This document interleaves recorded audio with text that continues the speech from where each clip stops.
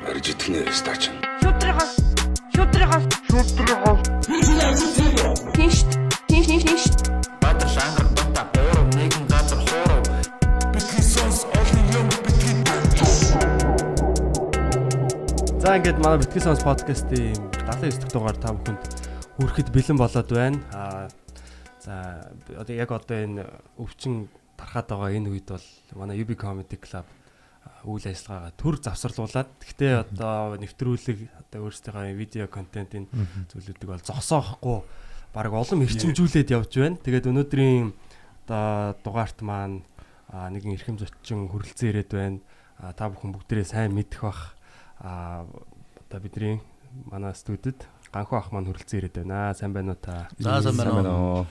Энэ сайхан өдрийн амар амгалан айлтгах мэнжлээ. Баярлалаа. Яг коронавирус эхлэхдээ намайг сонссон юм шиг байна.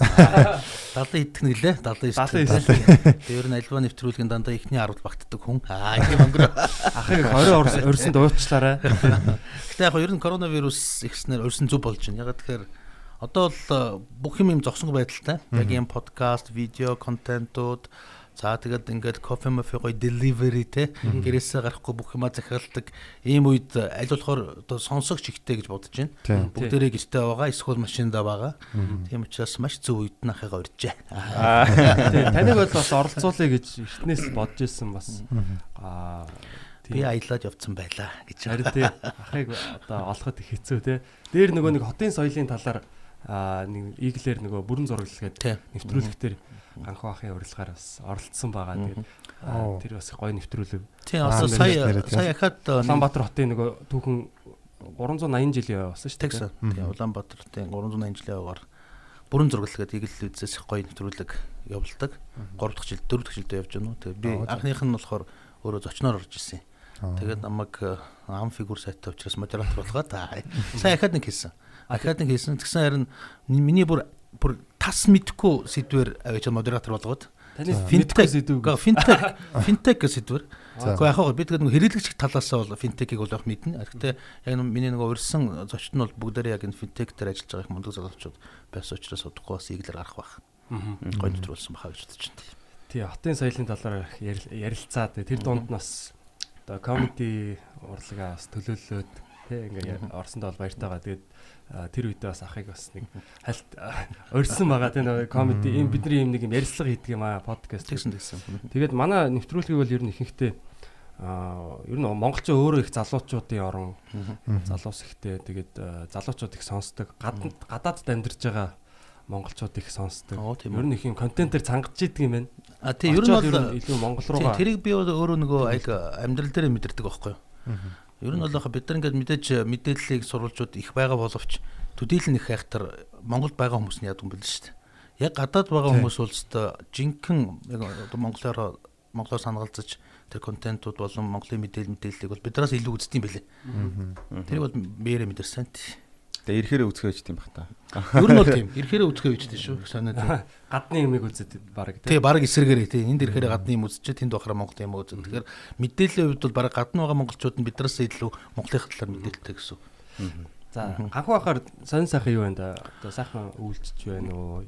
Тий. Ер нь бол сайхан үйлдэж байна. Амны бэлгээр ачтын бэлгэдэг ч үгдүүлээ. Тэг яг маш олон ажил би ч их зовлонтой.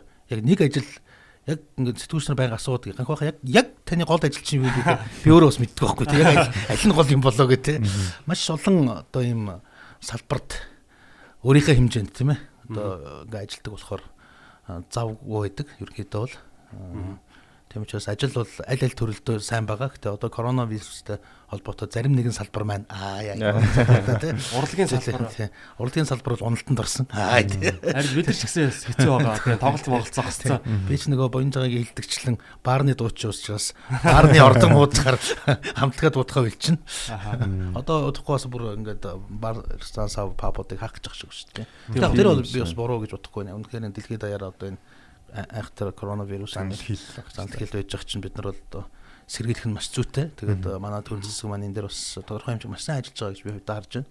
Сая би бас Солонгос яваад урж дээр ирлээ.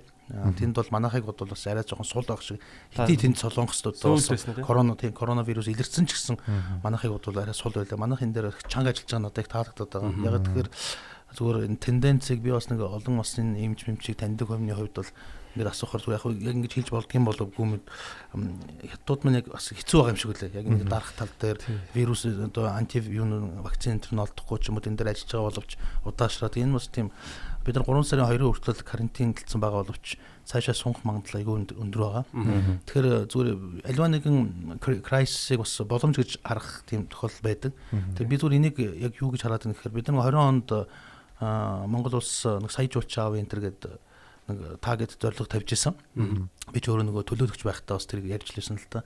Тэр боломж яг энэ коронавирусаар бас биелээ болж магадгүй байхгүй юу? Яг тэгэхээр одоо ингээд газрын зураг харах юм бол яг манайхыг тойроод Аз тэр чигээр вирусын илэрцүүд илэрчлээ шүү дээ. Манайх ганцаар энийгээ бид нар бариад энэ амьсгалтай өвчин гэдэг дараа дуустал бид нар коронавирусгүй гэдэг тодголттой байж юм бол одоо ер нь жуулчнаас ч айгүй хэрсүү болсон шүү дээ. Ер нь бол ингээд чинь дарсан ч гэсэн судалж ээж очин дарсан ч гэсэн дийлэнх одоо Азийн жуулчлалын бараг 30-40% хятад руу байгаа байхгүй юу? Одоо хятад руу очихгүй тэр жуулчдыг наашаа татах юм бол цөөхөн эдний татах юм бол бид нар бас тэр сая жуулч аавна гэдэг мөрөөдлөө энэ 100 жишээлүүд одоо биелүүлчих магадлал юм байна. Тийм тулд бол энэ төдсгийн авж байгаа арга хэмжээ одоо хаана бүгдээрээ хичээгээд энэ коронавирус хэмээх аимшигтай зүйлийг Монголд оруулж ирэхгүй юм бол бид нар бас тийм боломж байна. Одоо крайсисыг боломж байгаач харах гэдэг утгаас нь хэлж байгаа юм л да. Тийм яг одоо энэ бол зүгээрс нэг юм ханиад биш те гахааны нөгөө юу вэ тэр биш бүр одоо мутацд ороод яваад байгаа гэж байна. Улам дэлхийн түүхэнд байгаагүй юм одоо гамшиг түүхэн одоо баг тахалтай зөвлөх үс юм болж байгаа байхгүй шүү. Цаашаа одоо ингээ нөгөө геометрийн прогрессор насурч байгаа хүний тоо нэмэгдээд шүү дээ. Өчтөр хичнээн л бараг 100 гаруй хүн ингээл өмнө чинь бид нар 1 2 3 4 гээд 10 хүн нас орчлаа гэл ямар амир гэж бодвол 100-100-аар яригддаг боллоо шүү дээ. Тэгээ одоо нэг хятад тэр чинь нөгөө айгүй хүндрэлтэй нас орсон хүмүүсийн ар гэрэгт нь өгөхгүйгээр шууд бараг нөгөө дээр үе чандралаа камер шатаж байгаа шүү дээ. Тэгээд одоо чандрын өгөөл явж байгаа. Тэгээд тэр процесс энэ төр айгүй ингээд нэмэгдсэн гэдэг чинь айгүй аюултай байхгүй. Тэр учраас энэ дээр тал анхааралтай байх хэрэгтэй. Тэгээ бас онцгой цаг үед онцгой одоо арга хэмжээ шаарддаг байгаа. Тэгэхээр хаана л ер нь анхаарал болгоомжтой байхгүй. Тийм учраас ажил маань бол мэдээж бүгдээрээ л хаасаагүй бүх бизнес бас зогсонгүй байдалд орж байна. Тэгэхээр тэрнтэйгээ холбогдуулаад ажлаа бас зохицуулах хэрэгтэй байх гэж бодож байна л та. Сүүлдээ нөгөө 20 оны Токиогийн олимпич баг цослогдож магадгүй. Тийм одоо эн чинь үргэлжлэж явах юм бол туслах магадлал өндөр байгаа байхгүй. Тэгэхээр одоо японочууд бол маш том санхүүгийн шатаж байгаа байхгүй. Санхүүгийн одоо алдагдлалд орж байгаа ер нь бүх салбарууд орж байна доо. Дэлхийд арай орж байна. Хамгийн түрүүнд хамгийн эхлээд нэрвэгдэж байгаа салбарууд бол тэгэл мэдээж агаарын тээврээс ахвал бүх тээврийн салбарууд орж байна. Үйлчлэгээний салбарууд орж байна. За одоо манайхаар ингээд тооцох юм бол манай бүх гол одоо экспортын хоёр бүтээгдэхүүн нүүрс маань зогсчлоо. Дуурахгүй ингээд дис гарахаа үлчих юм бол тэгэл ер нь маш хэцүү байдалд орно гэсэн үг. Гэтэ яг одоо тэгээд аваад туулах хэрэгтэй. Энэ айл өрхүүд амар хэмжээний нэг зээлтэй байгаа шүү дээ. Жижиг бизнесүүд. Тэд нар дээр одоо банкнаас ямар нэг бодлого явуулах хэрэгтэй энэ гэл яриад илээ тавьж чинь. Тийм тэр бол зөвлөдөө нөгөө одоо энэ force majeure гэдэг нөгөө давгчгүй шин зүйл гэж нэг юм байна шүү дээ, тий. Энийг одоо сөрөн зогсох гэтлэх одоо тийм хөтөлбөрүүд бол байх ёстой. Яг бид нар өмнө иймтэй таарж байгааг одоо анх удаа л иймтэй таарж шүү дээ. Тэгэхээр одоо юу гэдэг нь жишээлбэл түрээсийн гэрээч байдаг юм уу, эсвэл банкны зээлч байдаг юм уу, чинь бүгдээрээ жижиг дунд бизнес эрхлэх гэсэн ийм арга хэмжээ байгаа шүү дээ. Тэгээд тэд нар ингээд тодорхой хэмжээгээр тодорхой хугацаагаар ингээд зогсчихоор тэрийг бол одоо банктайгаа банк санхүүгээ байгуулахтай ч юм уу ярьж одоо extension буюу ингээд сунгах тэр тал дээр ч юм уу эсвэл одоо хүүгийн зөв бодлого байдаг ч юм уу янз янзын л одоо санхүүгийн механизмуд байдаг. Тэрийг хэрэглэхгүй аль аль талдаа уян хатан байхгүй бол энэ crisis ч нь улам дамжирах юм магадaltaй байгаа байхгүй. Тийм шүү дээ. За хэдүүлээ өөр юм яриад. Амар сериусны юм яриад тий. Шууд одоо тал нь суугаар хэлсэн байгаа хта. Яг том сэдвээс одоо ингээд яриад дуусгах. Ярихгүй бол болохгүй сэдвэлтэй энэ бол хаана бүгд анхаарах хэрэгтэй юм чухал сэдв учраас энийг бол заавал зайлшгүй ярих хэрэгтэй байх гэж бодож байна. тий 20 он маань бас ширүүхэн эхэлж байна л та тий. Яг хинэж таагаагүйгээр ганцхан түн таасан гэдэг байгаа шүү дээ. Нөгөө Ванга гэж байгаа шүү дээ. Ванга юм чи бүгдийн Ванга юу гэж зөнгөсөн юм бэ? Гэхдээ Ванга ер нь бол 20 он бол айгүй хэцүү жил болно гэж хүмүүс байгаа шүү дээ. 5-2-ын тоотой энэ гэдэг яг тиймгүй дандуу юм ярьдаг. Зүгээр яг манай найз өөрөө Болгард сурч исэн. Одоо энэ Coca-Cola-д ажилтсан Золоо гэдэг Coca-Cola-гийн одоо төлөөлөгч гэж явдаг. Тэр залуу оюутан байхдаа Вангатай уулзч ирсэн. Вау. Тийм. Саяхных юм биш үү? Бараг тийм саяхан тийм 89 он баггүй. Одоо 89 онд л оюутан байхдаа уулзч ирсэн гэж байгаа. Тэгээ уулзахтаа нэг хамаатных нь хүүхэд нь өвдөөтч гэлөө. Тэгээд юм асуух гэж очсон. Тэгээд Ванга дээр очихоор яадаг гинэ. Урд өдөр нь тэр өвдчин одоо өөрөө заавал очих шаардлагагүй гэж тэр одоо өвдсөн хүн ч юм уу те. Ванга дээр очихоор одоо ингээд 3 сахар дэрэн доор нь хийгээд толгон дээр нь ингээд тавиад унтуулдаг гинэ. Тэгээд тэр сахарыг л бариад очдөг. Ятон. Тэгэл тэр сахарыг Ванга ингэж бариад шууд хэлдэг гинэ. Тэр нөгөө ингээд паралич тийм хүүхдээс юм байна л да. Одоо хөлнөөсөө доош ингээд мөлхтөг тийм хүүхдээсэн. Тэгээд аав нь зайлвал тэгэл одоо манай зоологийн найз золоо орчуулга хийгээл Болгард оюутан байсан учраас орчуулга хийгээд очсон. Гэсэн Ванга юу гэсэн Европын имлэгээр яваад исэн юм байна л да. Европ тал руу бол над чинь бүтэхгүй юм байна. Ер нь таад зүүн тийшээ явсан дээр гэж зөвөрсөн байсан гэсэн. Тэгээд одоо арчлал центр хөгжөөд хүүхдээ аваад Таиланд ч гэлөө хашаач гэлээ яваад одоо хүүхд нормально ингээд тайган дээр явдаг. Золоотой бүр саяхан тааралдаа сайн үл хаагдсан тайган дээр явж байсан гэж байгаа байхгүй. Тэгээд золоо өөрөө хайгцсан. Зүгээр би нэг тохиолдлыг бол маш сайн мэдэх юм. Тэрийг надад өөрөө Киркоров биш одоо Орсын алдар дуучин Филипп Киркоров те. Киркоровын хамгийн анхны тоглолтыг Буянжагаах одоо ураад жагаах маань одоо ингээд хамраг дуучид урьж авчихаараа менежментийн надараа хэлгэв. Би ч одоо Буянжагагийн урьсан олон одоо юм дээр ажилласан. Тэрний нэг нь Киркоров байсан. Одоо Назарет хамтлаг байсан гэх мэтлэн тийм ээ. Киркоров дээр хоёр удаа ажилласан юм байна. Тэгээд Германы нэг алдарт Scorpions дээр ажилласан юм байна. Гэх мэтлэн. Тэгээд нэг орой бид нар Киркоровтой ингээд нэг оройн хоол мол идээд бүгдээрээ суужсэн. Тэгээд ягаад ч юм бас нэг Ванга мангал яриа явуулсан. Нөгөө Болгар гэдэг утгаараа жирсэн юм уу? Киркоров ч өөрөө Болгар шүү дээ. Тий. Киркоровын аавч айгу мундаг одоо Болгарда ардын жүжигчин байхгүй юу бас. Айгу мундаг тийм жүжигчин. Тэгээ Вангагийн найз нөхгүй юу? Тий. Тэгээд Киркоров 5 настай байсан гэлүү хэдэн настай байсан гэлээ. Одоо Вангатай бас л нэг ингээл ярилцаал юм яриад байжсэн чинь одоо Болгарын телевизээр Алла Пугачова тэр үед л нөгөө Арлекина гэл одоо хиттэй ч байсан юм даа Пугачова 20-тай ч байсан юм хиттэй ч байсан ингээл дуулж исэн байхгүй юу? Тэгсэн чинь Ванга тэр дууг сонсч ирсэн юм. Танаа хүүхдийн эхнэр чинь дуулж байна гэсэн. Тэр надад Киркоров өөрөө ирсэн шүү. 5 настай багт нь. Тий.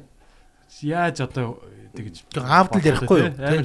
Танаа одоо энэ хамж яваад байгаа хүүхдийн чинь эхнэр чинь дуулж байна. Тий одоо тий хүүхдийн чинь эхнэр чинь дуулж байна гэж аахгүй юу? Нөхөр нь ирэхэд өөр дөр нах үзүүлэхэд ирсэн чи миний нөхөр гэхээсээ. Тэгсэн бүр ингээ юу Ванга ч одоо юуг солиороод байгаа. Миний хүүчин 5 настай энэ хүүг дуулд ямар хүүхийн гэсэн чинь энэ Орсын алдтаа дуучин юм шиг байна энэ гэл тэ мэдгүй шүү дээ. Болохын юм шиг байна гэдэг чинь дөнгөж Алла Пугачова эхэлж ирсэн. Арлекиныг дуулж л ерөнхийдөө Орсын зах зээл дээр гарч ирсэн хүүхэн шүү дээ. Тэгэл одоо бидний мэдхийн Киркоров хоёр ч хоорондоо суугаа үсттэй. Тэгэхээр тэр Ванга гэдэг одоо эмгэн бол бас л гайхамшигтай хүүхэн байгаа байхгүй. Тэр маань одоо энэ 2020 оныг бол бас эвгүй жил шүү гэж дүгнсэн учраас би тэгж яриад байхгүй. Таны хувьд шүү дээ. Одоо Вангагийн нэг юм зөнгөлүүд гэдэг юм байдаг шүү дээ. Тэд нар дундаас хамгийн сонирхолтой санагдж байгаа. Одоо ирээдүйн цаг дээр ямар зөнгөлүүд нь танд одоо санагдаж байна юу? Би бол нэг айхтар ингээл Вангагийн судлаач биш шүү дээ. Судлаад одоо аль алийг хэлсэн юм ба зүгээр ингээл зоологийн сая хэлсэн юм гэлээ. Тэгэл одоо Киркоровын хэлсэн юм гэлээ. За Ванга тэгээд өгөнцсөн юм байлээ. Тэр нь биелээ болсон ингээл зөндөөл юм байдаг юм байлаа. Ер нь бол дэлхийн төгсгөл бол Азны тор дэлхийг бүрхэж энтергээл нэг сонин үг 5000 дон гэдэг үлээ л тэгж ярьдаг. Тэгэхээр одоо Азны тор гэдэг нь юу гэж хэлж байгаа юм. Одоо ингээд бодохоор ингээд тог мог ингээд бүх юм чинь бидний дээгүүрээ дордог. Гэтэ ашгүй одоо нэг wireless нууд нь гараад байна. Азны тор нь арай багасаад байгаа юм шүү те. Шилэн кабель гараад те. Технологийн гайхамшиг гэдэг чинь бас тэр зүгнэлийг бас сөрөх магадлал бас байгаа шүү дээ. Гитлертэй уулзчихсан гэж байна шүү дээ. Тэр айгүй олон хүмүүстэй уулзчихсан. Тэр яг айгүй алдартай. Айгүй олон одоо том дэлхийн лидерүүд ирж юм асуудаг байсан. Ер нь бол надтай адилхан маш busy. Одоо зөвгөнлүүдийнх нь 85% орчим ингээ биелчээд байна гэж байна. Тэгэхээр одоо магадлал гэж үзэхээр бүр тэ хаашийн тэ бүр яг магадлалаас давцсан байгаа юм. За нөгөө аимштай сэдвүүс ерөөсө буухгүй яваад байна. Энэ ерөөсө буухгүй яваад байна.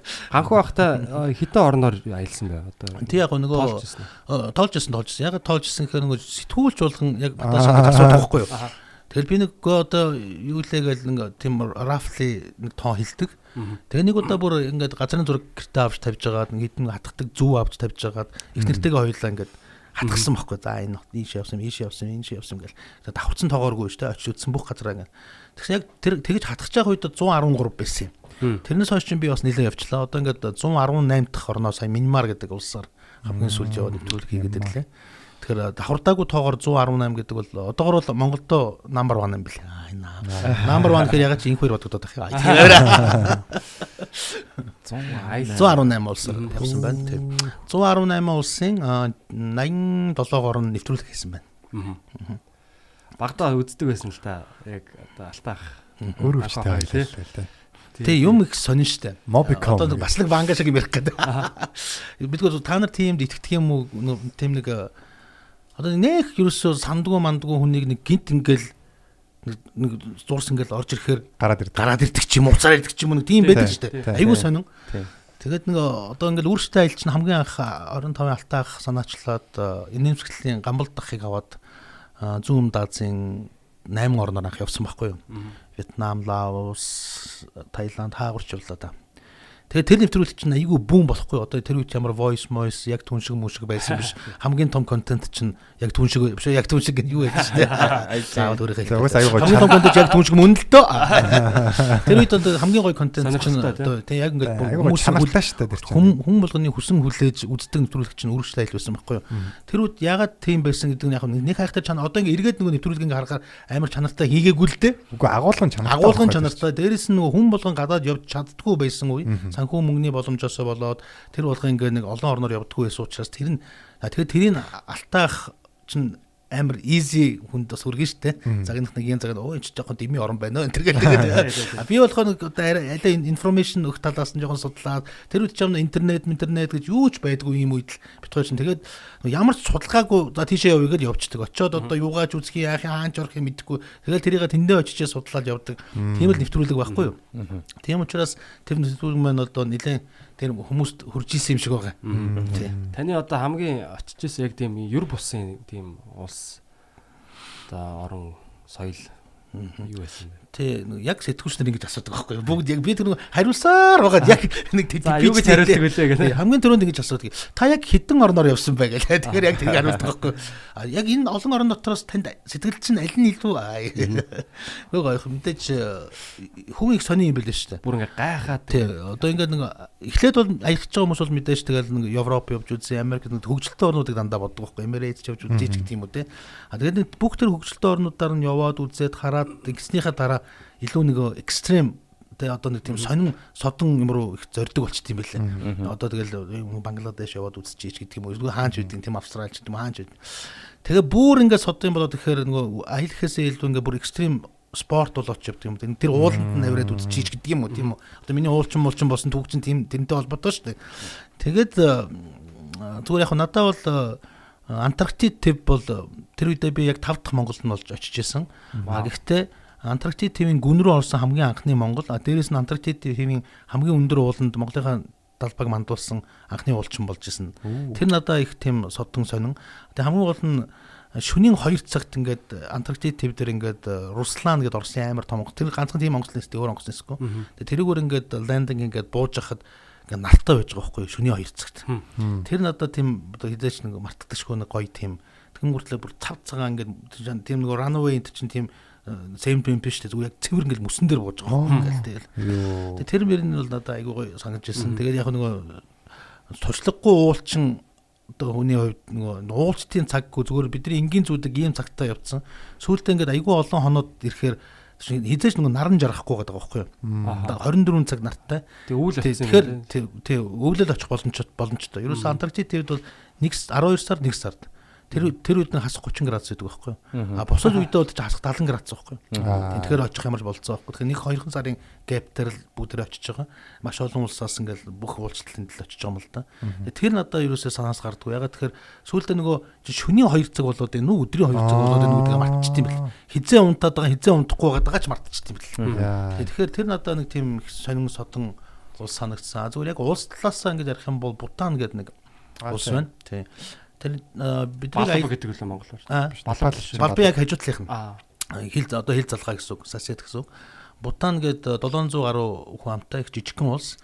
Тэгсэн мэт 700 гаруй 700 мянга. Йоо хаа 700 мянга. 740 лөө 60 лөө тэр бидний ажиглал тийм байсан. Тэгээд их тийм хаагдмал улс их сонин одоо дүрм журамтай. Аялал жуулчлал их хаагдмал. Жилдээ бид нар зөвхөн тэдэн жуулчин авна гэдэг тийм одоо кодтой. Дээрээс нь ирсэн жуулчин өдөрт заавал тэдэн төгрөг $10 өрсөн байх ёстой гэдэг тийм кодтой. Тийм сонин улсад очиж исэн. Тэгээ ганцхан Бутан Air гэдэг онгоц нисдэг өөр ямар ч онгоц нисдэг. Одоо өөр онгоц нисэх чинь аргагүй юм байна. Тэр чинь Хималай нуруунд яг ингээд голд байдаг.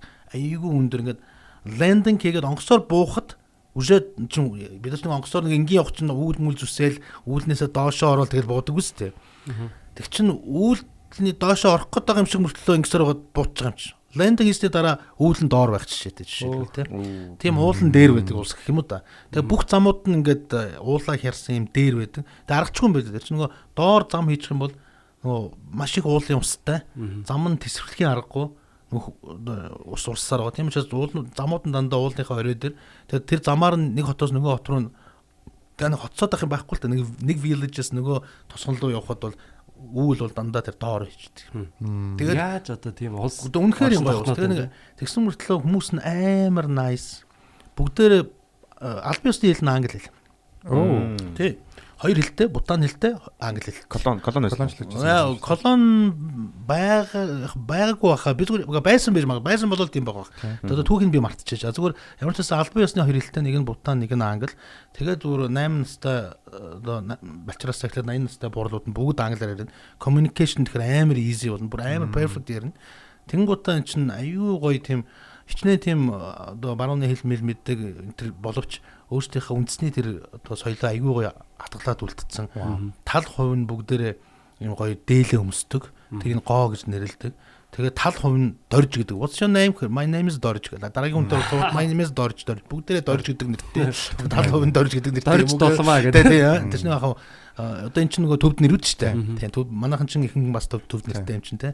Тэгэхээр бид нартай тийм угсаа нэг хайшин зүгээр яг их ойрхон 100% буддист шашинтай хаан засгалтай. Тэгээд нөгөө тэрүүн хатагтаа хамгийн одоо ер нь хаан хатан хоёр нь хамгийн царайлаг гэж явдаг шүү дээ хазда. Тийм. Айгуу гоё nice хоёр байт юм байлээ. Тийм сонио тэгээд би ч өөрөө нэг айхтар бурхан шүтдгүү тийм хүн шүү дээ. Одоо шүтдгүү жоох одоо бид нар ихэнх нэг сүсгтэй л байдаг болохоос нэг айхтар очиод мөргөөл ингээд идэв. Зөв тийм улсад очихоор ингээд нэх гоё юм ягаад ч тийм тайвшрал тий одоо нэг тийм бурхны оронд ирсэн ч бүх юм ингээл амар гоё дээр тэгэл доогуур ингээл үүл мүд хөврөөдл хүмүүс амар nice ингээл нэг тийм гоё атмосферд орчт юм бэлээ. Ягаад ч өөрөө ирэхгүй ингээд тэр бурхны шүтмээрс санагдаад байх шүү дээ. Тэгээд одоо бичнээ тийм айхтар бурхан шүтдгүү ч гэсэн би бас тэнд нэг алтан будда даваад тэрийгээ тэр нэг хамгийн мундаг сүмд нь очиж арвнаалуулад тийм гэртээ ингээд бас нэг залж малтсан. Ягаад ч нэг тийм сэтгэл төрсөн. Тэгээ батаач гоё сэтгэл төрсөн улс гэдгээр нь тэгж хариулах гэдэггүй юу. Наач угаасаа цаг уур нь ямар байсан бэ? Цаг уур нь бид нар зунд очиж исэн. Айгүй гоё сэрүүхэн яг манайхтай адилхан 20 градус 18 градус. Тийм хамгийн аз жаргалтай улс гэдэг үү? Тэг яг нөгөө аз жаргалын индекс гэдэг юм чинь сүүлийн 10 жилд гаргаад байгаа. Яг ер нь бол ингээд дэлхийн олон улсуудыг одоо ингээд compare хийдэг харьцуулдаг маш олон аргачлалууд байдаг. Одоо мэдээж хамгийн түгээмэл аргачлал нь бол одоо нэг хүнд ноогдох дотоодын нийт бүтээгдэхүүн гэдэг юм уу тийм ээ. Одоо сүүлийн үед энэ заавал ингэж тоон үзүүлэлтээр ягаад аргачлаад байгаа юм бэ? Ер нь бол хүний хамгийн чухал зүйл чинь юу юм бэ? Ажралтай байх, happy байх. Тийм ээ сайхан байх гэдэг чинь чухал үстэй. Тэгээ энэ индексээр ягаад ингээд индексжүүлж болдгүй юм бэ гэдэг санаачлагаар гараад 10 жилийн өмнөөс ингээд ийм ажралын индекс гэдэг юм тийм индекс явсан юм байна лээ. Тэр индексийн бол одоо Бутан улс бол 2 жил дараалан 1-2-нд орсон. Тийм тохиолдол юм байна. Одоо ихтэй хамгийн сүүлийн нулингийнхаар бол Дани нэгд явж исэн баха. Финланд юм байна тий. Тийм тэгж яваад тийм. Надад нэг асуулт байна. Та ингээд 118 орноор аялаа тий. Ингээд яваад яаж яхад ер нь бид нар чинь ингээл Монголдоо ингээл бүх асуудал байна ч гэдэг юм те ингээл бодоод байдаг. Ер нь бид нар хэр аз жаргал ер нь яг ямар хөө агшин байна. Яг бид нар тэр ер нь монголчууд ер нь өөрсдөө яг хаах нь байна. Тий хаах нь байна. Улс орнуудтай харьцуулахад ер нь бол юу ч тэ хүсээгүй хүмүүс ингээд гадагшаа толгошоо явахаар заавал нэг харьцуулж явт юм бэл. Тийм л та. Би бол тэгж явдаг. Тэгээд харьцуулахдаа одоо нэг гоё гайгүй юм энэ бол энийг нэг Монголд аваад хэрэглэж юмсан ч гэдэг юм уу тийм мэдээ төрөгч байт юм уу. Ер нь л тэгж явдаг. Яг ингээд хөгжилтэй орнуудаар нь ч явлаа, хөгжиж бий орнуудаар нь ч явлаа, бууруу орнуудаар нь ч явлаа. Тэгээд яг дэлхийдээ ингээд компари хийгээд харьцуулаад үзэхэд бол монголчууд бид нар бол ер нь бол тийм доогор орохгүй шүү. Эдийн засгийнхаа хувьд ч тэр ад жаргалынхаа индексийн хувьд харамсалтай тэрийг бид нар өөрсдөө мэддэггүй. Яг үнэ. Тэг мэддэггүйдэл байгаад байгаа. Японд би сая яг маш олон одоо очиж исэн боловч нөгөө 25 дугаар суугийн явуулдаг нөгөө 21 мянган төгрөгийн одоо реалити шоугаар би нэг орлоо штэ. Тэг Японд би 10 хонлоо. Тэгэхэд Японд бол тэгж удаж үзээгүй юм байлаа. 10 хоноход бол мэдээж тэгэл Японы хүүхдүүд бүх хэмнэл судалж байгаа юм л да. Тэгээд тэр Япон хүмүүсийн нэг их сонин зүйл нь эцэг их нь Япон хүүхдэд заавал нэг удаа энтэг явуулж үздэг гэж байгаа. Энтэгд тий. Тэр нь ямар утга учираар явуулж үзэж байгаа юм бэхээр нөгөө тийм соёлтой газар, тийм гоё газар, тийм гоё нийгэмд хүмүүс байсаар байгаад тэр гоё гэдгийгээ мэдэрхээ болчихдог. Тэр нэг юм л байх хэвээр. Тэгээ бараг л бид нар зовоод байна гэдэг амиа оролт моролтоос ахуулаад Японч амар шүү дээ. Тэ хөгийн нийгэмд амьдарч ийн ч гэдэг юм уу, юу гэдэг юм тийм үү. Тэгээд энтэгд очиж амьдарч үзэгдэг. Тэгээд хүүхдүүдэд нэг хөөгөөд баг 14 хоног ч үлээ заавал энтэгд үзүүлдэг юм байл да Япончууд.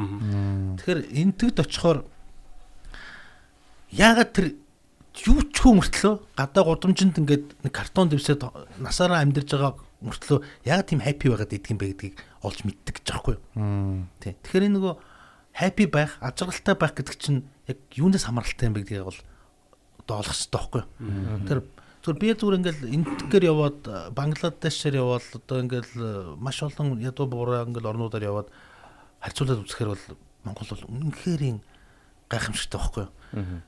Зүгээр энтэд намайг нэг байж хахад манай элчин сайд баяр ах байсан. Одоо манай оюун гишүүний ах нь одоо делегат зоригийн бид нөгөө баг байхын их найзууд л та. Тэгээ яг тэр үед би явж таарсан. Тэгэл байнгын элчин сайдаар би нэвтрүүлэг хийж явсан. Метроны талаар нэвтрүүлэг. Яг тэр үед Дели хот метротой болохгүй л тэгээ метрогийн судлахаар ингээ явж ирсэн. Тэгэд би элчин дээр байх очдог. Тэгэхэд элчингийн нэг тийм гарден одоо нэг цэцэрлэг цэвэрлдэг Монголоор хэлдэг цэцэрлэгч нэг залуу байсан байхгүй да хинж гэдэг лээ нэрийн нэр тэнтэг залуу байхгүй. Тэгэл тэр л байдаг. Айгүй гоё nice тийм залуу ирэхээр хай май гэдэг одоо тий. Тэрэндээ би бас ингээл гоё заримдаа юм ярьдаг байхгүй. Ингээл Монгол зонгол ийм тийм гээл. Оох манай монголчууд чинь энтэгд бол жишээл 2 үхэртэй байна гэдэг бол амар баяндаа ордог байхгүй. 2 үхэртэй байна гэдэг бол. Тэгээ манад бол одоо 20 үхэртэй гэж хэлэхээр юу бүр ингэж гайхаж байгаа байхгүй тий. Тамтаггүй баян байна гэл тий. Тэнд бол тэгээд нөгөө Баян хоосонгийн тэр кастинг систем ч айгүй хэцүү. Тэгээд манайхтай ингээ харьцуулахаар бид нар тэрийг бас мэдэхгүй дэл бас тэгээд байхгүй. Тийм учраас бид нар бол ямар ч хэлсэн зүгээр бус орнуудтай харьцуулахад бол маш дайжгүй. Тэгээд 90 онд ачлал бас чөлөө зах зээлийн нийгэмд орцсон. Мэдээж өдөр тутмын бэрхшээл, проблем зөндөө байгаа ч болов дандаа шийдэж болох үс ийм проблемууд. Зүгээр бүх юм ингээд муухай байгаад юм шиг боловч overall ямар нэгэн хэмжээгээр ингээд прогресс чинь урагш байгаа ингээд сайн лугаа явж идэг гэдэг байхгүй юу? Тийм учраас бид нар бол заах тэр нөгөө тэнгэр заяат майд гэж хэлэх нь хайшаа зүгээр айгүй ирээдүйтэй сайхан уус. Одоо бол яг хөө дээр үед бол нөгөө бид нар зах зээл баг байна 3 сая энэ гэдэг ярьдаг байсан боловч одоо энэ нөгөө технологийн дэвшил хөгжөөд ийм үед бол баг цөөхөн амтан advantage болж хувирах гээд одоо энэ хүн амын өсөлт чинь бол тамтгаа алдаж штэ. Тэгэхээр манайх шиг ийм сайхан уудам нутагтай, ийм цөөхүүлээ, дээрэс нь газар доороо ийм баялагтай улс бол дэлхийн ихний одоо 10 багтгал улсын нэг штэ. А дээрэс нь ийм сайхан үүх түүхтэй. Тэ? Одоо ингээд зарим газараар ингээд явхад ямар ч түүх байхгүй. Түүхээ ингээд худлаа шинжилэн бичдэг ч юм уу те. Казахстан гэдэг одоо ингээд улс чинь баг Чингисийг одоо өөртөө болгочих гээд штэ. Яс юм дээр Казахстан гэдэг улс эзэж байгаагүй л байхгүй. Назарбаев сая Оросын холбооны улс тарж ижил Казахстан гэж нэг түүхэндээ жишээлбэл тийм байгаагүй улс те. Тэгэхэд манайх бол одоо ингээд үг түүхээ ярих юм бол дэлхийн ихний 5-д одоо багтгал ийм сайхан улс шүү дээ. Тийм учраас бид нар байгаа юмараа бахарх зурх хэрэгтэй. Тэрийг өөдрөгөөр төсөөлдөг байх хэрэгтэй, харах хэрэгтэй. Тэгээ бус улсуудтай харьцуулбал заавал бид нар Америктай ч юм уу, Англитай ч юм уу, Японтой харьцуулах гэдэг хэрэггүй шүү дээ. Бидний өөрсдийн uniqueness юундаа байна. Бид нар юугаараа ялгардж чадчихээн. Тэгээд гэхдээ мэдээж одоо нэг улс төрийн нэг заваа мамаа юмнууд болоод ингээ нэг юм хагарал магарал энэ заваа юмнууд ингээ нэг улс төрчид бид нар ингээ чирчлээ л дээ. Тийм учраас одоо 20 онд бид нар нэг шинэ сонголт хийгээд дээрэс нь бүгдээрээ нэг хандлагаа өөрчлөх шаардлагатай болчихдог. Яаж өөрчлөх? Гэхдээ нэгэн зүгт бүгдээрээ нэг хардаг ч юм уу те. Юмыг одоо хандж байгаа хандлага их буруу байгаад байна. Японы нэг том философи байна. Тэрийг би сая очиж бүр гайхлаа. Япон хүн яадаг гэж Японы одоо ганц одоо чухал юм нь хүнд цаад болохгүй амьдрах гэдэг философитой. Тэ? Ерөөсө бага наснаас нь тэгэл сургадаг. Би хүндэл цаад болохгүй амьдрах юм бол тэгэл окей. Монголчууд бидний философи юу лээ? Хүний доор орохгүй амьдраараа гэж загтдаг шүү дээ. Юу гэдэг юм бэ? Хүний доор орохгүй амьдрал гэдэг чинь юу гэсэн үг юм? Харин ойлгоход. Тий айгүй хэцүү дээрэс нь юм тийм өрсөлдөөн зах зээл дээр өрсөлдөөн бол окей те. Гэхдээ энэ айгүй тийм муухай болчиход байхгүй юу? Хүний доор орохгүй байна гэдэг чинь нэг тийм тэрнээсээ болоод атаач зөтөөж тэгээд тэрнээсээ болоод бид нарыг алддаг байхгүй юу? Хүний доор ороод ийн гэж боддог. Тий ороод ийн гэж нэг боддог. Орохгүй байхын тулд зээл аваад цагаансараа амар өргөндөргөл тэмдэглэдэг те. Тэнгуутаа нэг өдөр баахан хөөргмөр баахан өд ингээд яачаа үлдсэн 364 хоногт ингээд зээлээ төлөө зовдөг ч юм уу те. Намарчин найр гэж өгч байна. Тэр чинь ингээд хүний доор орохгүй гэдэг нэг энэ балаа одоо философич ингээ үйлчлэх таахгүй. Буруу талаас зөв талаас нь үйлчлэж явах юм бол зөв. Гэхдээ буруу талаас нь үйлчлэхээр ингээ ийм балаа юмд орчод шүү дээ. Одоо гэртээ хөрөгчөнтэй хоолгүй мөртлөөл $3,000 зээлэл хүүхнүүд маань шүүб аваад өмсөж шүү дээ. Энд чинь нэг хүний доор орохгүй гэж харагдах гэсэн тийм өнгөцхөн талдаа ингээ тэрийг яагаад байхгүй. Тэгэхээр Японы философи бол хүний доор орохгүй биш, хүнд цаад болохгүй амьдрах. Ийм гайхамшигтай философи. Нэлийн саад болсон да тий. Японочууд маань гэж бас тий. Тэгээ гэхдээ яг энийгээ бас бид нар зөвхөн нөгөө хажууд хөрш нөгөө нэг дорж долмааттайгаа биш те өөр улсуудаа дэлхийн давцанд доор орохгүй ч гэдэг юм уу бас тэгэж бодоод тэгвэл бас өөр авааштай ч байж болох юм. Гэтэ яг одоо нөгөө нэг атаархал гэх түр ярьлаа шүү дээ те атааж өтөө гэл те маш олон орноор ингэж явхад яагаад монголчууд юм бус орныг бодвол юм өөр атаархалтай байдаг юм бэ гэдээ би жоохон гайхаад байт. Өөр гэдэг нь ямар өөр атаархал. За одоо жишээлбэл Америкт ч юм уу эсвэл одоо Англид ч байдаг юм уу мэдээж бас атаархал байна. Гэхдээ тэдний атаархал нь би бас маш олон хүмүүстэй уулзаж явхад бол одоо юу гэдэг нь одоо Bill Gates ч гэдэг юм уу тийм үү? Яаж Bill Gates шиг болох уу гэдгийн төлөө атаархаж байгаа байхгүй юу? Тэрний төлөө ингээд зүтгэж гэдэг юм уу те өөрийгөө дайчлаач гэдэг юм уу? Тэ дээшгээ гараач гэдэг юм уу? Энэ шиг болъё гэдэг те. Манайх болохоор од жаргал гэдэг хүн болохоор яаж энэ од жаргалыг унгаах уу гэдэг тийм атархал явдаг байхгүй юу? Ер нь тийшээ доош. Тэгээ манайхан болохоор одоо яаж те одоо ингээд энэ дом компаниуд нь хоорондоо хүртэл одоо энэ өрсөлдөөн тийм л байна шүү дээ жишээлбэл те.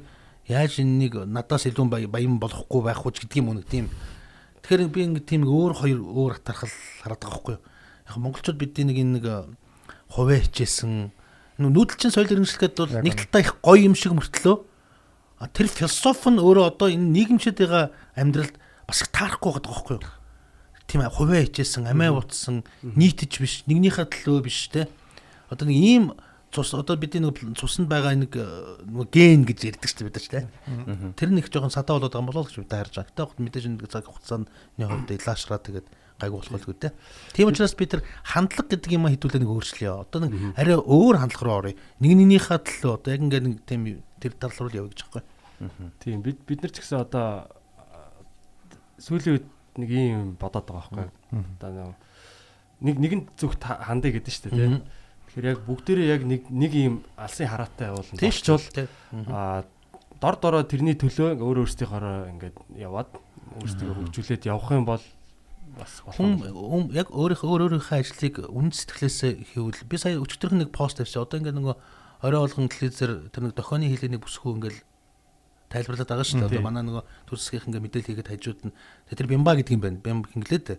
Тэгээ би нэг пост хийсэн. Энэ ямар гоё би бүр дохионы хэл сурчлаа гэдэг. Энд чи одоо орой болгон тэрийг харахаар ингээд баг хайр хичээл ингэдэг юм байна те. Ингээл ингээд харсаар байгаа дохионы хэлээр баг би сурчиж байгаа байхгүй юу. Тэгээд тэр хүн ямар үнэн сэтгэлээсээ тэр ажлыг гоё хийж байна те. Тэрийг хараад би тэр хүнээр одоо жишээл бахарч байгаа шээ те. Тэгээд аюул олон хүмүүсээр доор комментүүд дээр биччихэл хүн болгон яг энэ их жишээг ингээд гоё ажиллаад дор бүрнийхээ ажлыг сайн хийх юм бол Монгол улс маань хөгжөхөд амархан байна гэж те.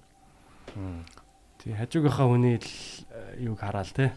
Өөрийнхөө урдах юм аа голоод ч гэх юм нэг тийм яваад байгаа юм шиг үү. Гэтэ гайгүй. Манайх ч нөгөө цөөхөн хүн амтагийн нэг бас нэг давуу тал нь маш богинохон хугацаанд одоо бид нар ингэж ярьдаг шүү дээ. Бидний үед цаажрахгүй юм байна уу? За яг ярьж үр хүүхдүүд маань энэ төр гэл те. Үгүй байхгүй. Бидний үед цаажрах хэрэгтэй байхгүй. Тийм шүү дээ. Бид нар бол маш зөв бодлого руу ороод бүгдээрээ нэг зүг цог зүг хараад хандлагаа өөрчлөөд ингээд зөв одоо улс төрийнчдэр, нийгмийнчдэр, соёлынчдэр бодлогуудаа ингээд зөв явуулах юм бол бид нар сав гэд босоод ирэх тэр магадлал, онлын магадлал аюу өндөр байхгүй. Тий яг тэр нөгөө надаа юун дээр харагцаа яг нөгөө анх Монголчууд олимпийн алт авахд тийш яаж гоё нэгдэл ингээд яг баярлал 8 сарын 1 гээд гашуун түүх шүү дээ. 7 сарын 1 тийм. 7 сарын тэр амар гашуун түүхийг ганцхан хүн л United хийж чадчих. Эргүүлж штэ. Ямар гоё болгож байна те. Тэгэхэд одоо хүү хамтлагийг одоо жишээл авъя л тийм үү. Яаж н гоё дэлхийг ингээд байлдан дагуулж монголчуудаа гоё сурталчилж те. Бид нар одоо яг нэг юм тийм нэгдмэл баймаар байгаа байхгүй. Тий. Одоо ер нь тийм болж эхэлж байгаа шиг. Эхэлж байгаа. Одоогийн залуучууд аюугүй тэр бир ингээд алхам тутамдаа мэдэрдэг байхгүй. Маа залуучууд ямар гоё боловсралтай, мэдлэгтэй, дээрэс нь хэрсүү, ухаантай тэг ийм болж эхэлж байна. Одоо энэ залуучууд одоо бид ингээд байраа тавьж өгөл явах хэрэгтэй болж байна л да. Таны тэр нөгөө юу түрүү ярьсан 20 онд одоо шинэ сонголт те хийх хэрэгтэй гэдэг. Тэрний талаар бас одоо энэ электорат гэдэг бас юу яваад байгаа шүү дээ. Тэг яг хөө тэр яг юу электорат гэдэг хөдөлгөөн жил 2 сарын өмнө байгуулагдсан юм. Би тэр хөдөлгөөнийх нь бас нэг гишүүн. Гэтэ сая би гарчлаа энэ хөдөлгөөнөөсөө. Гарсан шалтгаан би өөрөө нэр дэвшиж байгаа учраас электорат хөдөлгөөн та нэр дэвшиж байгаа юм. Тийм би нэр дэвшиж байгаа. Горилагчийн нэг. Горилагчийн нэг тийм. Яагаад би горилагч болсон гэхээр бид нар электорат хөдөлгөөн гэдэг одоо нэг Монголын нийгэмд одоо эерэг талаасаа танигдсан 60 хүний нэгдэл байгаа байхгүй юу? Санаачсан хүн одоо ерөнхий сайд асан содномгой, гадаад эрхийн сайд бэмсрэнгой, сангийн сайд бэмсрэнгой, гадаад эрхийн сайд гомсрэнгой, оюун гишүүн, баабар цэнд одоо за ингээд гандан тгчлийн хийдийн хамб чойж амцхай гэдэг юм уу? Гэт маш олон ийм санаач энэ хөдөлгөөнийг санаачилсан хүмүүс байгаа юм. Тэгээд залуучуудын төлөөллөж бас тэнд бий. Одоо манай Иглийн гадаадны мэдээний Ганбаяр, Жаргалмаа, за ингээд миний бие, за хууль зүйн дэд сайд байсан асан Унаинх баяр ч гэдэг юм уу. Одоо уулын спортын мастер Гангамаач гэдэг юм ингээд залуучуудын төлөөлөл бас байгаа. Дунд үеих ч гэсэн бас байж байгаа. Тэгээ эдгээр юу гэж шийдсэн бэхээр ер нь бол урлагийнхан ч байгаа. Манай Чуках, Долгон гэл те. Дандаа улс төрөөс хол хүмүүс ихэнх нь. Гэхдээ ягаад эдгээр ингээ улс төр рүү орчвол үнэхээр одоо бас нэг нь болохгүй юм байна. Одоо нэг зөв хүнээ дэмжиж гаргаж ирэхгүй бол энэ 76 гишүүд чинь дандаа буруу гарын хүмүүс ороод ингээ авилгал хийлгэх болно, даймжраад ингээ явчихдаг юм байна гэдэг үндсэндээ л нэгдсэн юм хөдөлгөөн баггүй юу? Одоо клуб ч гэх юм уу те. UB comedy клуб гэдэгтэй адилхан клуб л баггүй юу ерөөхдөө бол те. Та хэд stand up comedy хийж бол бид нар тэндэг зөв хүн гаргах гээд нийлээ суудсан нэг хэдэн нөхдүүд байгаа. Тэгээ бид нар нийт одоо монголчуудын бас л одоо урдаа ярддаг сэхэтнэлөө захиа бичээд 2020 оны сонгуульд та ямар дөрвөн нэр дэвшигчийг дэвшээсэ гэж боддог вэ гэсэн цагтлын явуулсан юм.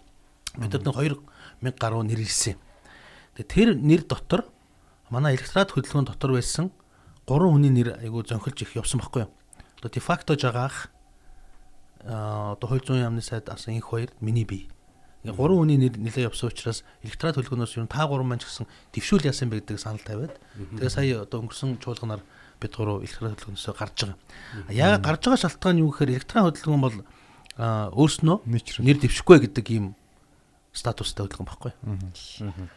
Тэгэхээр та өөрөө нэр дэвшиж байгаа бол ямар нам гэхүү эсвэл одоо улс төрийн тийм тэг яг энэ одоо тэр чинь жилийн өмнө гээд явж байгаа асуудал шүү дээ. Тэгээ харамсалтай нь энэ хөдөлгөөн маань нэлээд ирчээ аваад одоо төр засаг барьж байгаа, ирэх барьж байгаа намуудад очиод эдний нүдээр бол бид нар өрсөлдөгч болж харагдаад бид ч нөгөө бие даагчрыг тэр чинь бие даах гэдэг чинь айгүй том статус байлаа шүү дээ.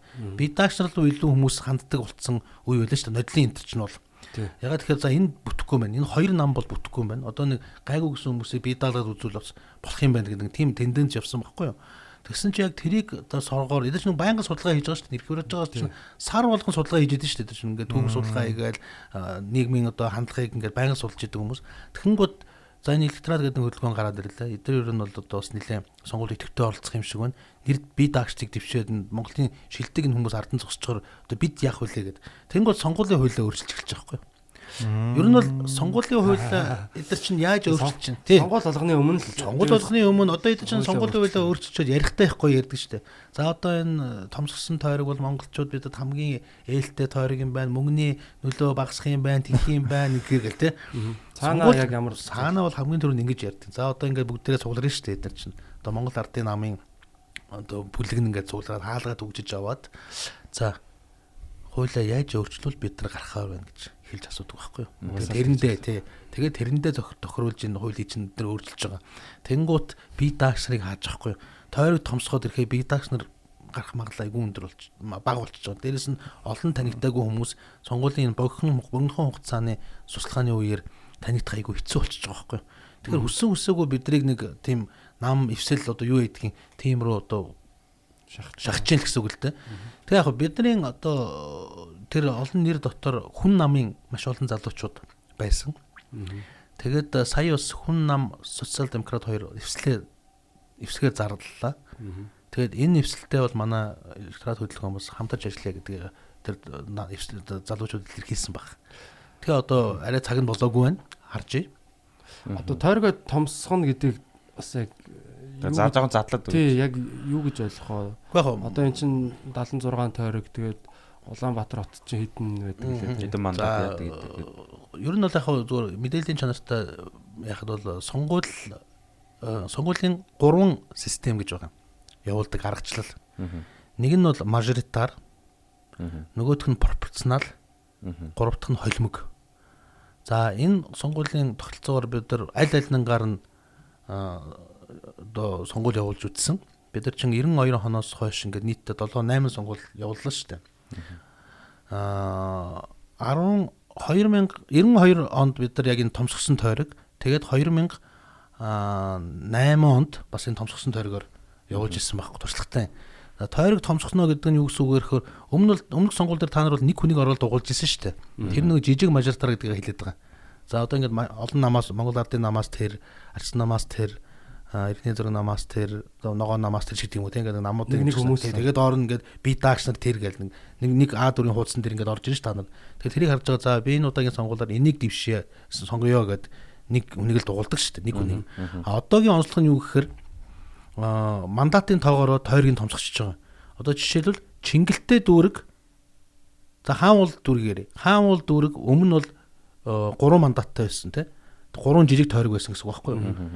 Чи аль хороонд хамаарж байгаараа тэр нэг л дугаардаг гэсэн бол одоо тэр 3 мандат чинь нэг тойрог болчих. Чи одоо ороод 3 дугуулна гэсэн үг. Одоогийн хуулиар өмнө бол ингэдэг байсан. Өмнө бол би ганцхан тийм 3 дугуулна. Өмнө бол ингэдэг байсан. Өмнө бол ганцхан дугуулаад одоо ганцхан энэ л таар гэж нөгөө хоёр нь хэрэггүй гээл тийм. Өөр хүн дугуулахгүй гараа явж болдог байсан бол одоо бол тэхгүй. Одоо бол заавал 3 хүн дугуулж ич чиний хуудас чинь хүчнэтэй. Нэг хүн дуулах юм бол чиний хуудас чинь хүчнэгөө болчих. Тэгэхээр чинь жоохон хүчээр нөгөө нэг тий яг хөө тэгэхээр нөгөө чинь ч гэдэг юм таалагдахгүй бас нэг ганц хоёр хүн дугуулах хэрэгтэй юм гарыг. Тий тэгэхээр яг эдгээр юу гэж тооцож чинь гэхээр тойрог томсгоод ирэхээр илүү олон танигдсан хүмүүс нь гарах магадлал өндөртэй гэдэг дээр л найдвар тавьж байхгүй. Тэгэхээр өөрсдөө нэг байнга зурагтаар гардаг учраас таньдаг хүмүүсээ тэр нэг хүн чинь хараад өө энэ нөгөө нэг нөхөрч за энийг дугуулч энэ нөгөө нэг нөхөрч гэдэг таньдгүй нэр гэхээр ч айгүй хэцүү болчиход айгүй тийм мэдэхгүй болж жижигхэн мажоритар дөр болохоор дуулахаасаа өмнө үжээ бодцсон очдөг байхгүй юу. За энэ удаацтай тэрийг л дугуулъя таньдаг нь хамаагүй ч гэдэг юм уу те. Одоо бол ингээ нэг choice-тэй болох гэдэг шүү дээ.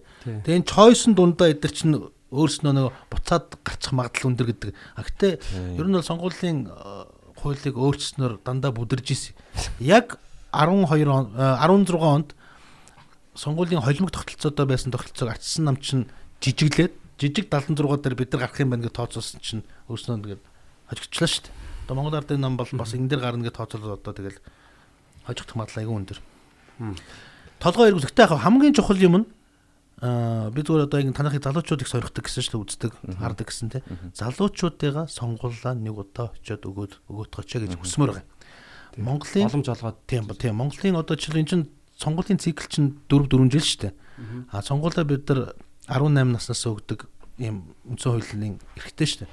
Тэгэхээр нэгээсэндээ 18-аас жил болгон 60-70 мянган шинэ сонгогч нар ингэж гарч ирж байгаа байхгүй. 4 жилийн циклээр ингээд бараг 240-50 мянган шинэ залуучууд сонгуул өгүүлж байгаа байхгүй. Тэдний ерөөсөн статистикийн тоор харахад 20% нь сонгуул өгдөг. Бус нь өгдөг.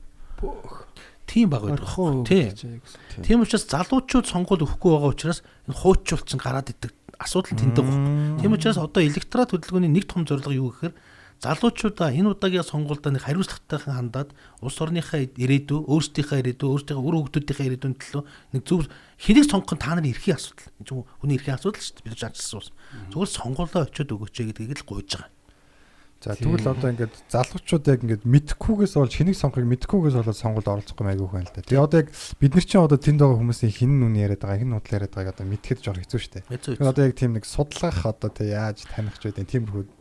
Одоо бид нар юунд найдаж байгаа гэхээр бид нар юу бодож байгаа гэхээр бидний концепц юу гэхээр ерөөсөө залуучуудаа одоо нэг удаа итгээд үзээлгэж байгаа. Залуучуудаа нэг удаа итгээд үзье. 30 жил эдрийг сонголоо шүү дээ. Чи одоо хэлдэж шүү. Бид нар хин худлаа яриад байгаа мэдгүй одоо яг сонгуулийн үеэр хүн болгон л амар гоё юм ярина шүү дээ. Бүгдээрээ л тэгж ярьдаг угаасаа тийм үү. Гэхдээ одоо 30 жил энэ хоёрыг ээлжлэн сонголоо.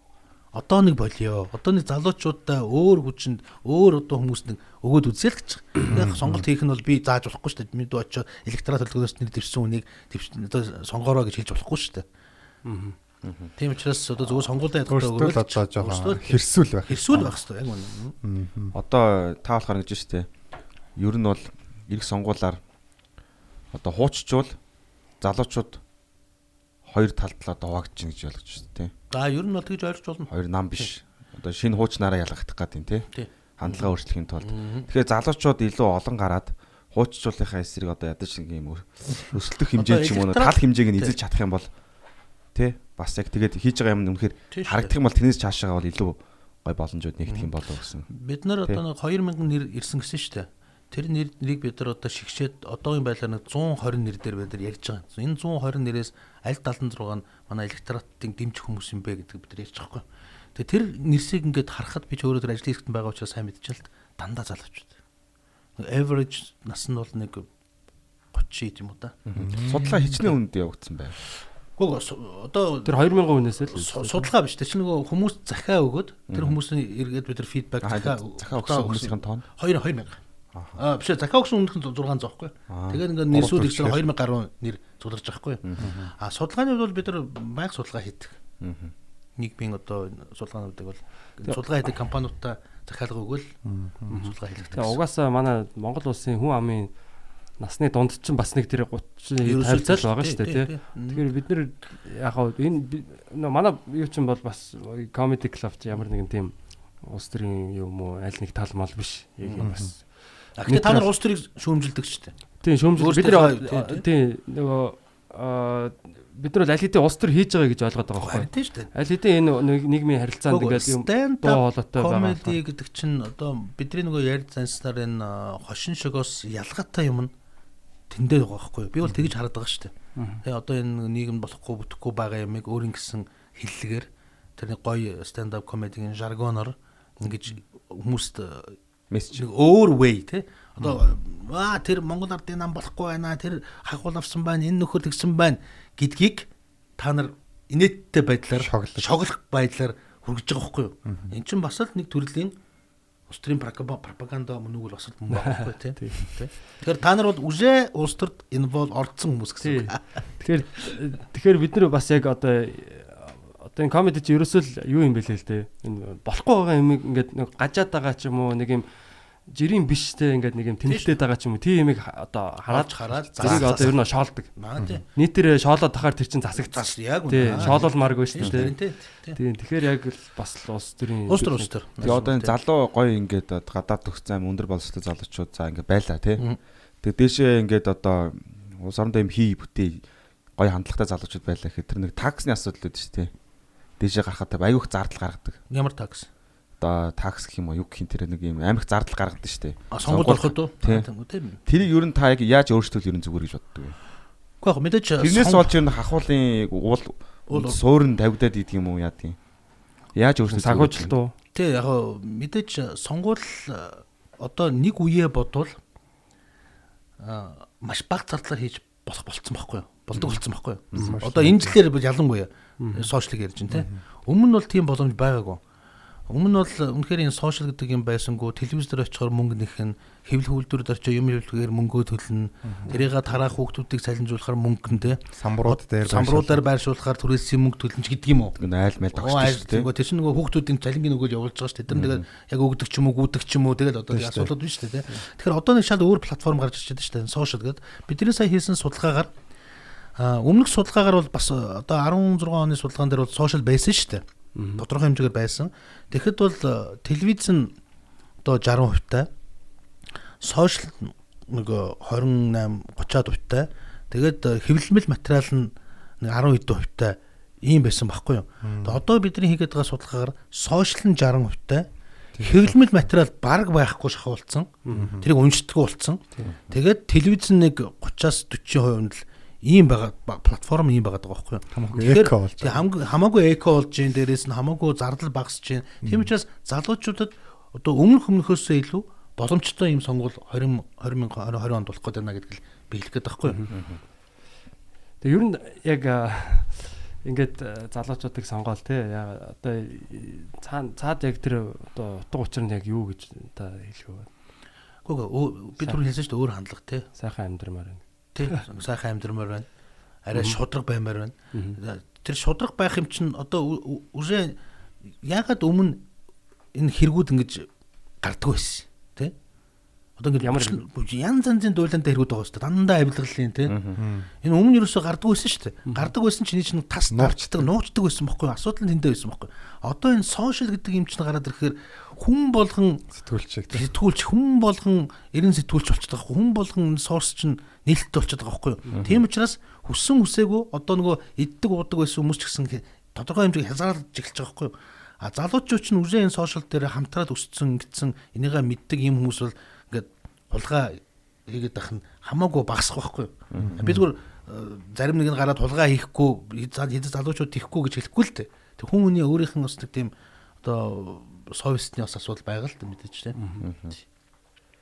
Гэтэ бол их боломжтой гэж хараад байгаа. Тийм энэ жил бол одоо заахад бидний хийж байгаа судалгаагаар бол ер нь маш олон хүмүүс энэ одоо хоёр намыг сонгохгүй те одоо боли ер нь бол бас нэг өөр сонголт хийх цаг нь болсон шин улс төрчийг харах цаг нь болсон гэсэн ийм давлгаа бол нэлээд явж байгаа шиг л тэгж харагдаж байгаа. Ер нь яг том одоо зургаараа харахад бол те манай Монгол улс одоо энэ 21-р зуунд Азийн 90 үе өдр гэж ярьж штэ тий. За Future is Asian энтер гэх тийм ном гараад. Тэгээ биднэрт яг ер нь ямар боломж байгаа юм бэ? Та бас ингээд аялаад үзсэн тийм. Ер нь Монгол хүмүүст ер нь бид нар яг ямар байх хэвтэй одоо нэг дэлхийн одоо топ улс тий. Топ одоо юм бид нар баян байна. Одоо өөхтөх, сайхан өөхтөхтэй байна. Ер нь яг та ирээдүгийг ер нь яаж харж байна? Би бол өөрөө айгүй оптимист хүн. Ирээдүгөө маш сайн харж байна. Түр хамгийн наад зах нь залуучуудаа маш итгэж байна. Түр ядч л одоо энэ байгаа залуучууд чинь цэнгэл сайд шиг цэнгэлшээр ярихгүй шүү дээ. Тийм үстэй. Зүгээр хэлээл ингээд тэг чин те компропушн. Тийм компропушн ингэж ярихгүй шүү дээ. Тэгэхэд зүгээр ийм залуучууд одоо ингээд нөгөө дэлхийн залуучууд гарч иж байгаа байхгүй юу? Өмнөхөө ингээд бодох юм бол бид нар ч нөгөө the world became flat гэж яриад байдаг шалтгаан чинь ерөөсөө дэлхийн аль ч өнцгт байгаа залуучууд эргэтэй адилхан эргэтэй болчиход байна те.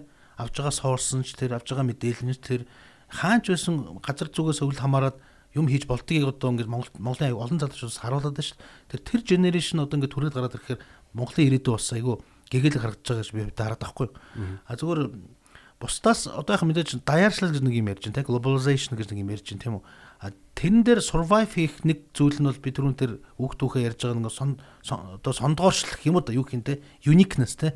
Бид нар бусдаасаа юугаараа илүү өрмөцсөн. Бид нар юугаа илүү promote хийж энэ зах зээл дээр бас survive хийх юм ч гэдэг юм уу тийм үү. Энэ минийга одоо мэдхийн тулд энэ мундаг залуучууд л гарч ирэх хэрэгтэй байхгүй юу. Чин сектор төрөл бол одоо мэржил бол тэр аюул мундаг залуучууд төрж гарч иж байгаа байхгүй. Тэгэхээр электорат хөдөлгөөний хамгийн зорилго нь энэ залуучуудад нэг боломж олгоод энэ залуучуудыг л одоо гаргаад ирвэл бидний future одоо bright байх нэ л гэж үзэж байгаа шүү дээ.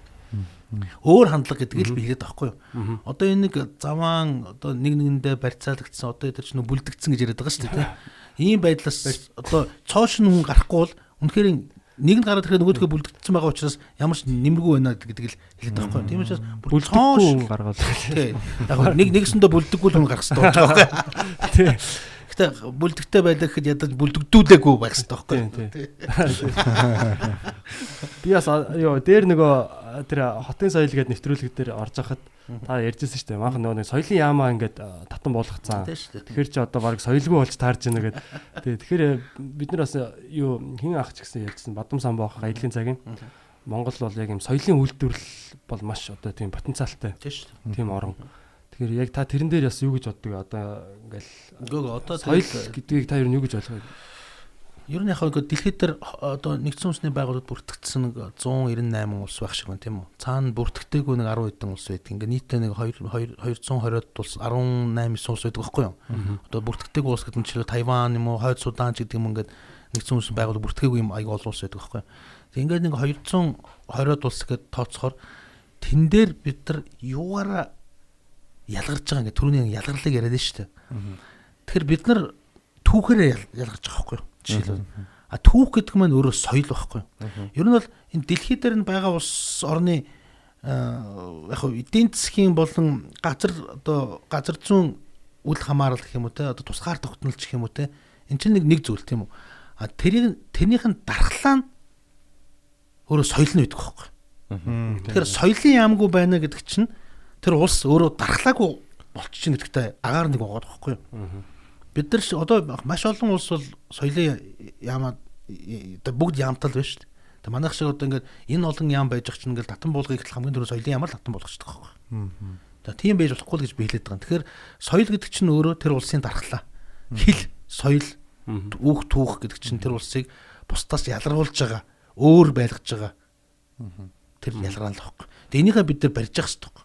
Ялангуяа манайх шиг юм цөөхөн хүн амтай энэ улсд бол энэ соёлын ялгарл дархлаа гэдэг чинь хамгийн чухал зүйл байх таахгүй. Тийм учраас бид нар соёлын ямыг бол хизээч устгах болохгүй. Тэгээд тэр дундаа дэлхийд дээр би хэлээд шүү дээ 5хан ийм том түүхтэй улс л байдаг. Хамгийн том түүхтэй улс чинь ингээд соёлоо бодоо болгоч болохгүй шүү дээ. Чи агуу соёл байсан байгаа байхгүй. Одоо энэ даяаршил гэдэг юм чинь сэдсэн хүмүүс чинь манай үг дээцүүч шин.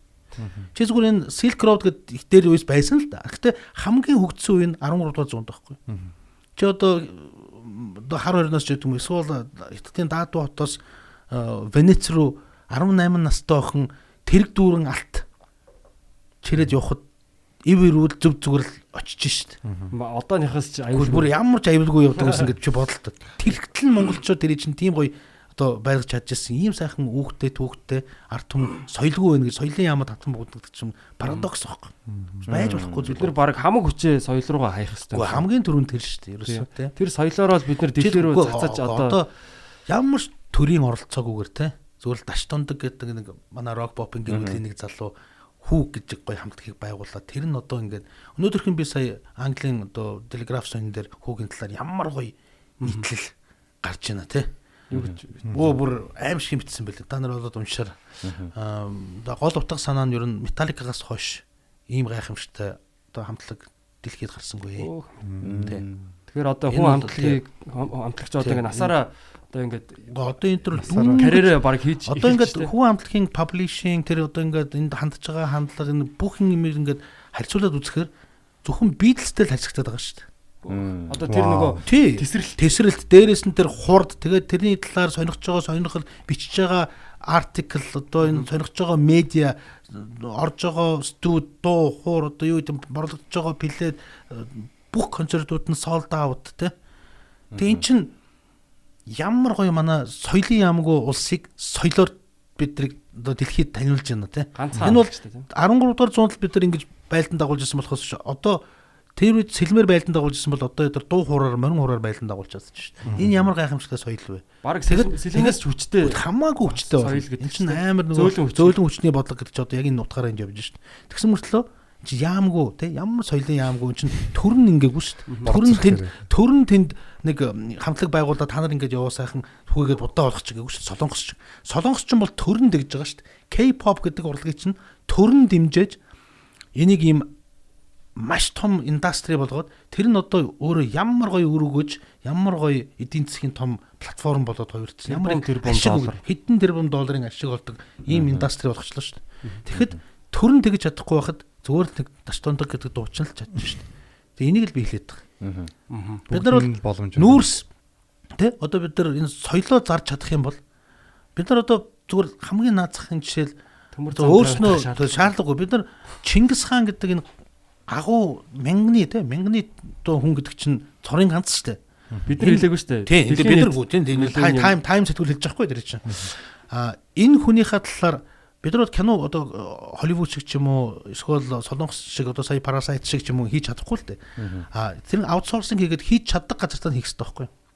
Бид нар продюсерлаад хийлгэж. Тийм бид нар продюсерлаад тэгээд Чингис хаан гэдэг гайхамшигтай хүний талаар хүн болгон үздэг те. Түүнээ өөрсөн шиг ингээ нэг ядаж монголчууд нь өөрсдөө тэрийг одоо манайх шиг одоо нэг ямар хүчний доор үлээч одоо бүгд тэнгэрийн хүчин доорчлоо нэг юм заваа юм хийж болохгүй байхгүй. Гэхдээ энэ хүндээ гэж хэлэх зүгээр. Бөө мөнгө төгрөг улсын мөнгө төгрөг ийдсэн. Тэгээд тэрийг гадагшааж явдггүй нэг өөрснөө үздэг нэг тийм тэрний оронд Холливуудын одоо яг энэ түүхэн кино хийдэг маш мундаг найруулагч нар олон байна шүү дээ. Одоо Ridley Scott ч гэдэг юм уу эсвэл тэр Gladiator хийсэн чимэрлээ нэг сонир нэртэй гэх мэтлэн Cameron ч гэдэг юм уу тийм үү. Эднэртэй ярилцал Чингисийн талаар одоо гайхамшигтай кино хийгээл дэлхийд даяар цацаал тэр нь одоо юу гэдэг Оскард ордог ч юм уу яадаг ч ийдэж ингээл явах юм бол тэгэл аялал жуулчлал гэдэг юм чинь зүгээрсэн Монгол руу урсаал ороод сая байтгаал орж ирэх байхгүй юу жишээлбэл тэр ийм дээр ингээд энэ соёл дээр л нэгдэх хэрэгтэй байхгүй юу тэгэхгүй манайх ингээл нэг хэцүүтэй ер нь бол нэг идэж уухал боддог одоо ингээл нэг баахан гадаад ITP гэдэг үсгэлэн худалдаагаар явбал улсаа сурталчилдаг юм шиг байна. Тэгээ тэр бас хөөрхөн хэмжээний мөнгөөр сурталчилж байгаа шүү. Тэр нь ямар ч эдийн засгийн үр өгөөжгүй те. Тэрийг дагаад нэг жуулчлалж орж ирэхгүй те. Зүгээр тэгж яхахын оронд ядаж одоо Incredible India гэдэг юм одоо CNN-ээр ингээл нэг юм аваад л шүү дээ. Одоо юу гэдэг те. Ядтаа нэг бидэн өөрийн гэсэн ураатай байх хэрэгтэй байхгүй юу? Бид нар юунаас одоо бидний гайхуулах ганц юм чинь өргөн сайхан уудам нутаг, үүх түүх, нүүдэлчин соёл хэрэглэшин шүү дээ те. Nomadic way of life ч гэдэг юм. Одоо юу гэдгийг тийм үү? Тэгээ энийг гал ингээл бид нар нэг юм барьж аваад сурталчлах хэрэгтэй байхгүй.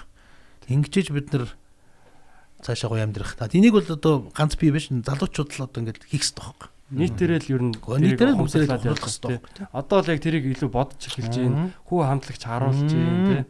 Дээр нөгөө Asiana Airlines ч Монгол руу нисээд эхэлсэн шүү дээ тий. Тэгсэн чинь тэдний реклам нөгөө юун дээр явж байгаа байхгүй нөгөө Гигантын центрийн хотлын дээр дэлгэцэн дээр тэгсэн чинь ингээл нэг Аад залуу ингээл офис дээрээ суугаал тий. Стресстэй л байжснаа нэг мэдсэн чинь морьтой Монголын талаар ингээл дахиал тий. Яг тэрийг зүгээр нэг авиа компани Монголыг сурталчлаад байгаа байхгүй юу? Тэжлэгээ одоо зарахын тулд тий. Тэгэхээр биднэрт бол маш их боломж байгаа. Тэрийг сайхан ашигламаар хүн хамтлагаар дагаад маш олон залуучууд Монгол хэл сурч эхэлж байна. Энд бүр тийш үгийг нь ойлгохгүй. Та нөгөө Beatles-ийн үгийг ойлгохгүй. Би Beatles-ийн үгийг ойлгохын тулд ойлгохын тулд би англи хэл бүр 80 онд одоо 70 онд сурч илаа шүү дээ. Тэрнтэй адилхан маш олон залуучууд монгол хэл сурч эхэлж байна. Монгол дээл сонирхож эхэлж байна. Энд чинь одоо ингээд хэл рүү ороод ирж байна. Фэшн рүү ороод ирж байна. Маш олон залуучууд морин хур сурч эхэлж байна. Тэнгүүд одоо энэ морин хурын гоё хөгжил дээрээс нь манай тий одоо тэгээд чинь индастри бизнес болж хувирна шүү дээ. Чи ямар их инфлюенс одоо орж ирж байна гэдгийг бол төсөөлөхгүй байгаа байхгүй манайхан. Чин одоо ингээ хүн амтлаг дөнгөж ихэн дээр явж байна. Одоо ингээ би зүгээр даашгад байнга л хэлдэг. За оддын өвчин тий дүнгэж эхэл шүү. Манайх нэг одоо хамгийн аюултай нь оддын өвчин тусаад ингээд би галаа мал руу байнга л бичдэг л дээ. Хүү амтлагын агч руу. Миний дүнээр одоо хамгийн чухал юм хэл сураа гэсэн. Харин тийм яг байх. Одоо бид нар бүгдээрээ хэл сураа л ингээд. Чи нөгөө нэг тоглолтоо нөгөө хот руу ингээд автобусаар л явдаг шүү дээ. Тэгэл орой болгон бид нар хэл сурж байгаа хаа гэл галаанд бичиж байгаа байхгүй. Тэгээ одоо та нар анзаарж байгаа бол галаа бол ихний концерт дээр юу ч ярьдаг байсан шүү гэсэн чинь our next song Чингис хаан тэргээл бас өөргөн яриад ажаа тэргээл англи манглаар юм хэлээд hello so happy to be ингээд яриад яваад байгаа. Ваа энэ ч нүшээ ингээд прогресс шүү дээ. Ингээд эн чинь явж байгаа. Тэгээ би одоо дүүнэр дээр хэлж байгаа. Монголыг аврах хамтлаг шүү. Та нар оддын өвчин тусч болохгүй. Одоо та нар баяжих нь бол тодорхой. Тэр бомтон болох нь бол тодорхой зүгээр. Тэр бом саятан болох нь бол одоо яг ингээд энэ инерц ахлахгүй. Би ч нөгөө носталжи гэдэг нэвтрүүлэг одоо 6 жил хөтлсөний хувьд дэлхийн рок попын түүхийг маш сайн судалсан байхгүй юу. Тэгээд хамтлагууд юунаас суулж тардаг, яагаад тардаг тий. Beatles гэдэг хамтлаг, Rolling Stones гэдэг хоёр хамтлаг байлаа шүү дээ. Beatles нь бүр хамаагүй тасарсан хамтлаг байж байгаа л зүгээр Yoko Ono гэдэг нэг балаа Япон агаагаас болол салчиж байгаа байхгүй яг энийг хүндэ гэж хэлэх тийм үү. Тэгэхээр балаа агаагаас гэж байгаа шүү дээ. Балаа авгаануудаас болгоомжтой байхгүй. Тийм учраас авгаа хүүхдээ хамтлагт оруулж болохгүй нэгд тийм үү. Салж болохгүй. Одоо яг энэ состава нэг мигийг гаргаад өөр хүн оруулж болохгүй. Энд чинь нөгөө алдагдчихдаг байхгүй юу? Uniqueness алдагдчихдаг байхгүй тий. Одоо амин сус дөрүүлээ байгаа шүү дээ. Манай Jai Temka хентэр байж байгаа шүү дээ. Энэ дөрөв бол дөрүүлээ л байж байх хэвээр. Ардлынхаа дөрвийг ч нэг хайхтар солиод хэрэггүй. Яг л ингээд тий.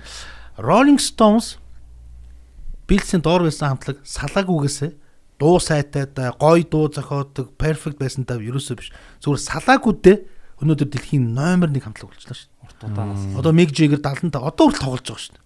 Бөмбөрчин Wayne ч одоо 78 9 80 хүрлээ шин. Mick Jagger 75-тай, Keith Richards 77 молоотой. Ямар гоё байна. Хүү амтлаг тэгтлээ явах хэрэгтэй байхгүй юу? Төгсөн төгслөө, дуусан дууслаа явах хэрэгтэй байхгүй юу?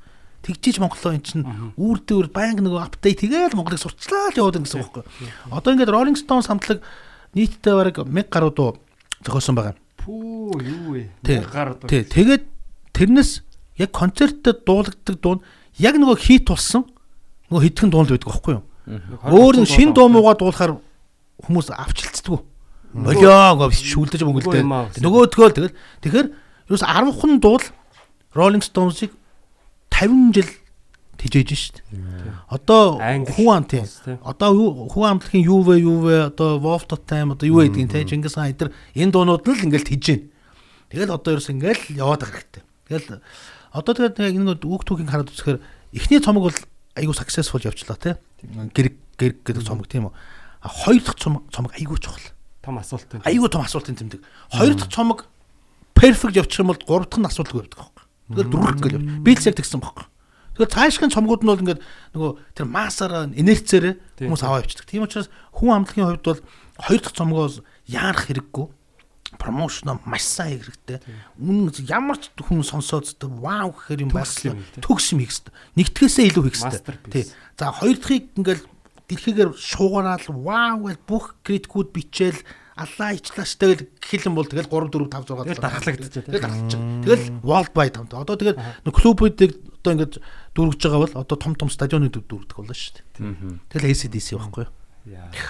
Асуудал нь энэ л баг. AC/DC хамтлаг дуучна солиод хин нэг хэсэг явлаа шүү дээ. Одоо Guns N' Roses-ийн Axl Rose сүлд тийм шүү дээ. Axl Rose ч AC/DC-ийн дуучин болоод хинч тоохгүй болоод сонсголон жоохон тий чихэн жоохон хатуураад одоо буцаад орж байгаа өөр хэмт. Тийм үү. Тэгэхгүй бол Axl Rose-тэй AC/DC явахгүй хавч хинч үзэх болж байгаа. Тийм учраас хүн сольж болдгоо маа гэдэг чинь эндээ байгаа байхгүй юу? Тий. Ялангуяа одоо хүн насварж болно. Байга үед нь сольж болдгоо байхгүй юу? Тий. Яг одоо Queen хамтлаг жишээл Mercury насварчлаа шүү дээ. Тэгэл Mercury-гийн дараа айгүй олон ингээд залуучууд сонгож байгаа боловч яг Mercury шиг бол дуулж чадахгүй байгаа юм л. Гэхдээ одоо ингээд Queen хамтлаг туураа хийсээр л байгаа. Хийсээр л байгаа. Сая тэр Voice-оор гарч ирсэн залуучтай нэр нь хэм блэ дээ. Albert биш ээ. Хэм блэ дээ. Lambert. Адам Ламберт ч одоо Queen-ийг дууж штэ. Тий. Тэгээд тэрнтэй хамт ингээд түрийг л яваад байгаа. Тэгтэл Queen-ийг ягаад ч гүцэхгүй л байгаа юм. Тэгэхээр одоо хүү хамтлаг айгүй амар даалгавартай болж байгаа хгүй. Үхэж болохгүй. Үхэж салж болохгүй. Тий. Тэгээ хоёр дахь цомгоо амар хийх хэрэгтэй.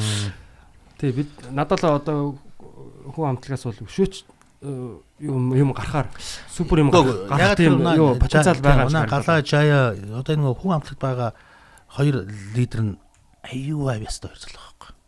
Манай Жая тэр лимний юмстай гайхамшигтай явстаа. Одоо олон зэмсэг тоглолдог тийм. Тэр бүлээрээ тийм ардын язгуур хөгжим юм. Эдгээр тэгээ бүгдээрээ хөгжмийн дээд сургуулиудыг төгсцөөцсөн.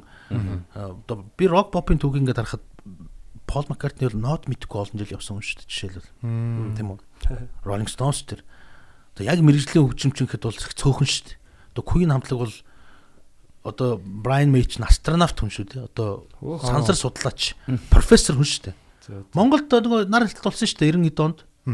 Тэгэхэд Brian May ирэхэд хинч танихгүй байжгаад явуулсан шүү дээ. Тэгээ Brian May өөрийнх нь нэг юун дээр би айгүй гоё улсад очлоо. Намайг хинч танихгүй би маш тайван байлаа. Ганхуу ахал таньсан.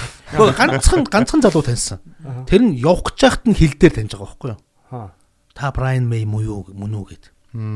Явж байхад нь шүү дээ, ирж байхад нь биш.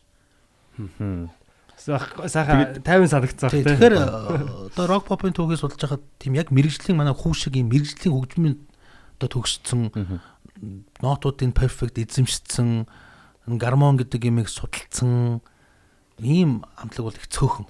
Одоо ингээд хүн хамтлагийн хамтлаг байгаа шүү дээ. Арт талд нь одоо яг даашгах байгаа тий. Тэрний цаана бас ингээд ямар хуу баг үйд юм бэ? Судалгаа янз янз юм. Баг байхгүй. Одоо эн чинь нөгөө дэлхийн хамтлаг болсон учраас 7-Eleven гэдэг продюсерингийн компанитай гэрээ хийж явж байгаа. E7 Music. E7 Music тий. 7-Eleven одоо дэлгүүрүүд явж байгаа. Дэлгүүрүүдээр пянц дэлгүүрүүд одож байгаа тий. 11 тэгээд тэр компани гэрээнийхээ дагуу бүх хэрэгээ нэлж чинь гэсэн үг. Тэгэхээр нөгөө backup ардталтанд байгаа энэ промотер компани байна л гэсэн үг.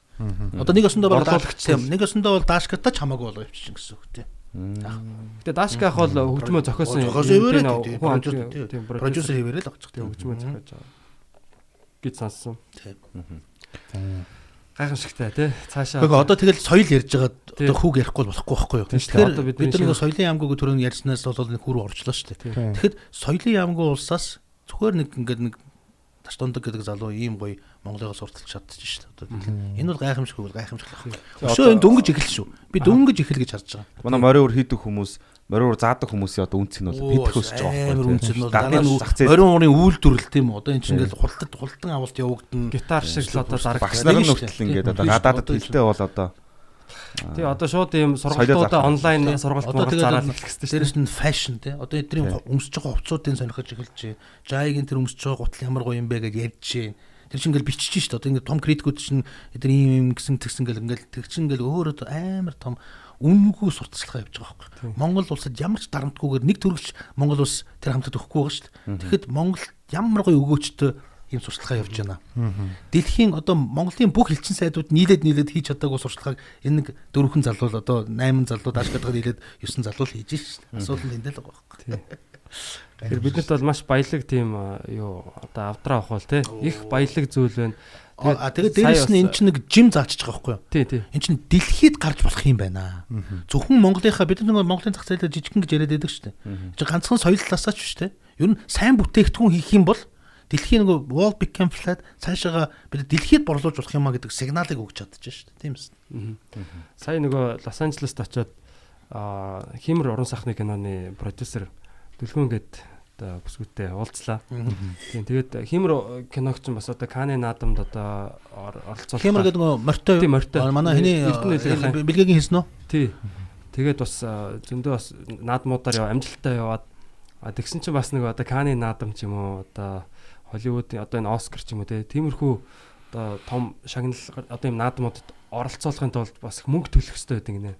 Тийм шүү. Дор хаяд сая доллар ч гэдэг юм одоо Оскар бол. Тэгэхээр сая нөгөө Паразит гэдэг кино амжилттай байлаа шүү дээ. Тэгэхээр Паразит ч одоо бүр алж шүү. Алж чинь. Тэгээд Паразитын тэр нөгөө маркетингийн зардал бас их сайн байна гэж байгаа байхгүй юу?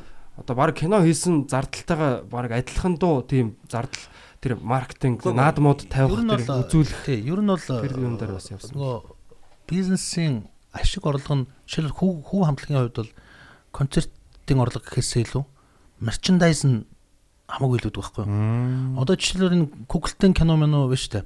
Одоо Cars ч гэдэг одоо тий. Эсвэл одоо энэ хүүхдүүдийн сонирхоод байдаг Frozen ч гэдэг юм уу одоо Pororamor тэр тэрний тэр тоглоомны индастри тэр чинь бүр хувц хит бүтээлэг даблдаа киноноос илүү орлого болдог байхгүй.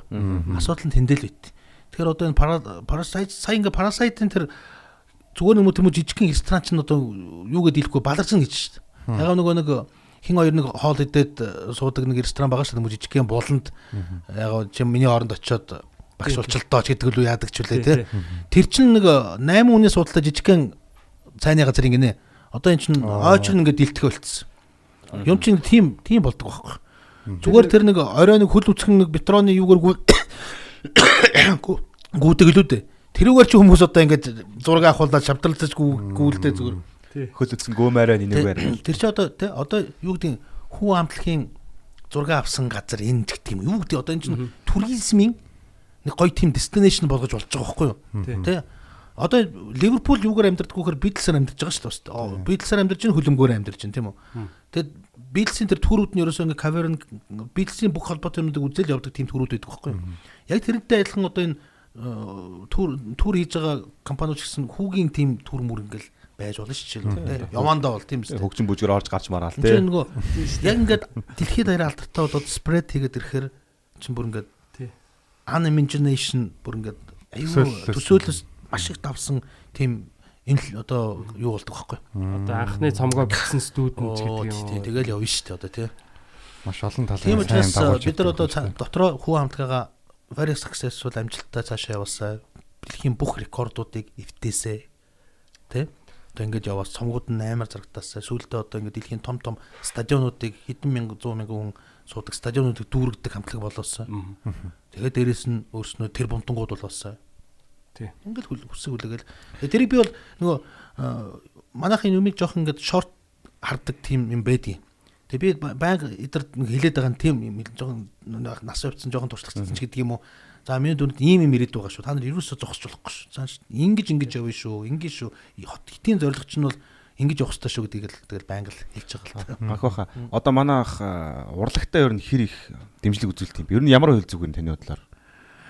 Энэ бол бүр том концепт гарах хэрэгтэй юм байна. Хэрвээ яг ингээд K-pop шиг явъя гэж байгаа бол тэр нь зөв үү ер нь? Тэр нь зөв шүү дээ. Энэ жижигхэн nation одоо энэ эдийн засгаас солонгоруулъя гэдэг байгаа шүү дээ. Тэгээ эдийн засгаа одоо Arab Emirates гэдэг улс байна тийм үү? 70 онд бүгдээрээ л одоо элсэн дээр тэмээг оноо явдаг байсан нөхдүүд шүү дээ. Тэгээ одоо ингэ нефт гарснаас хойш ингээд дэлхийн супер одоо улс боллоо шүү дээ.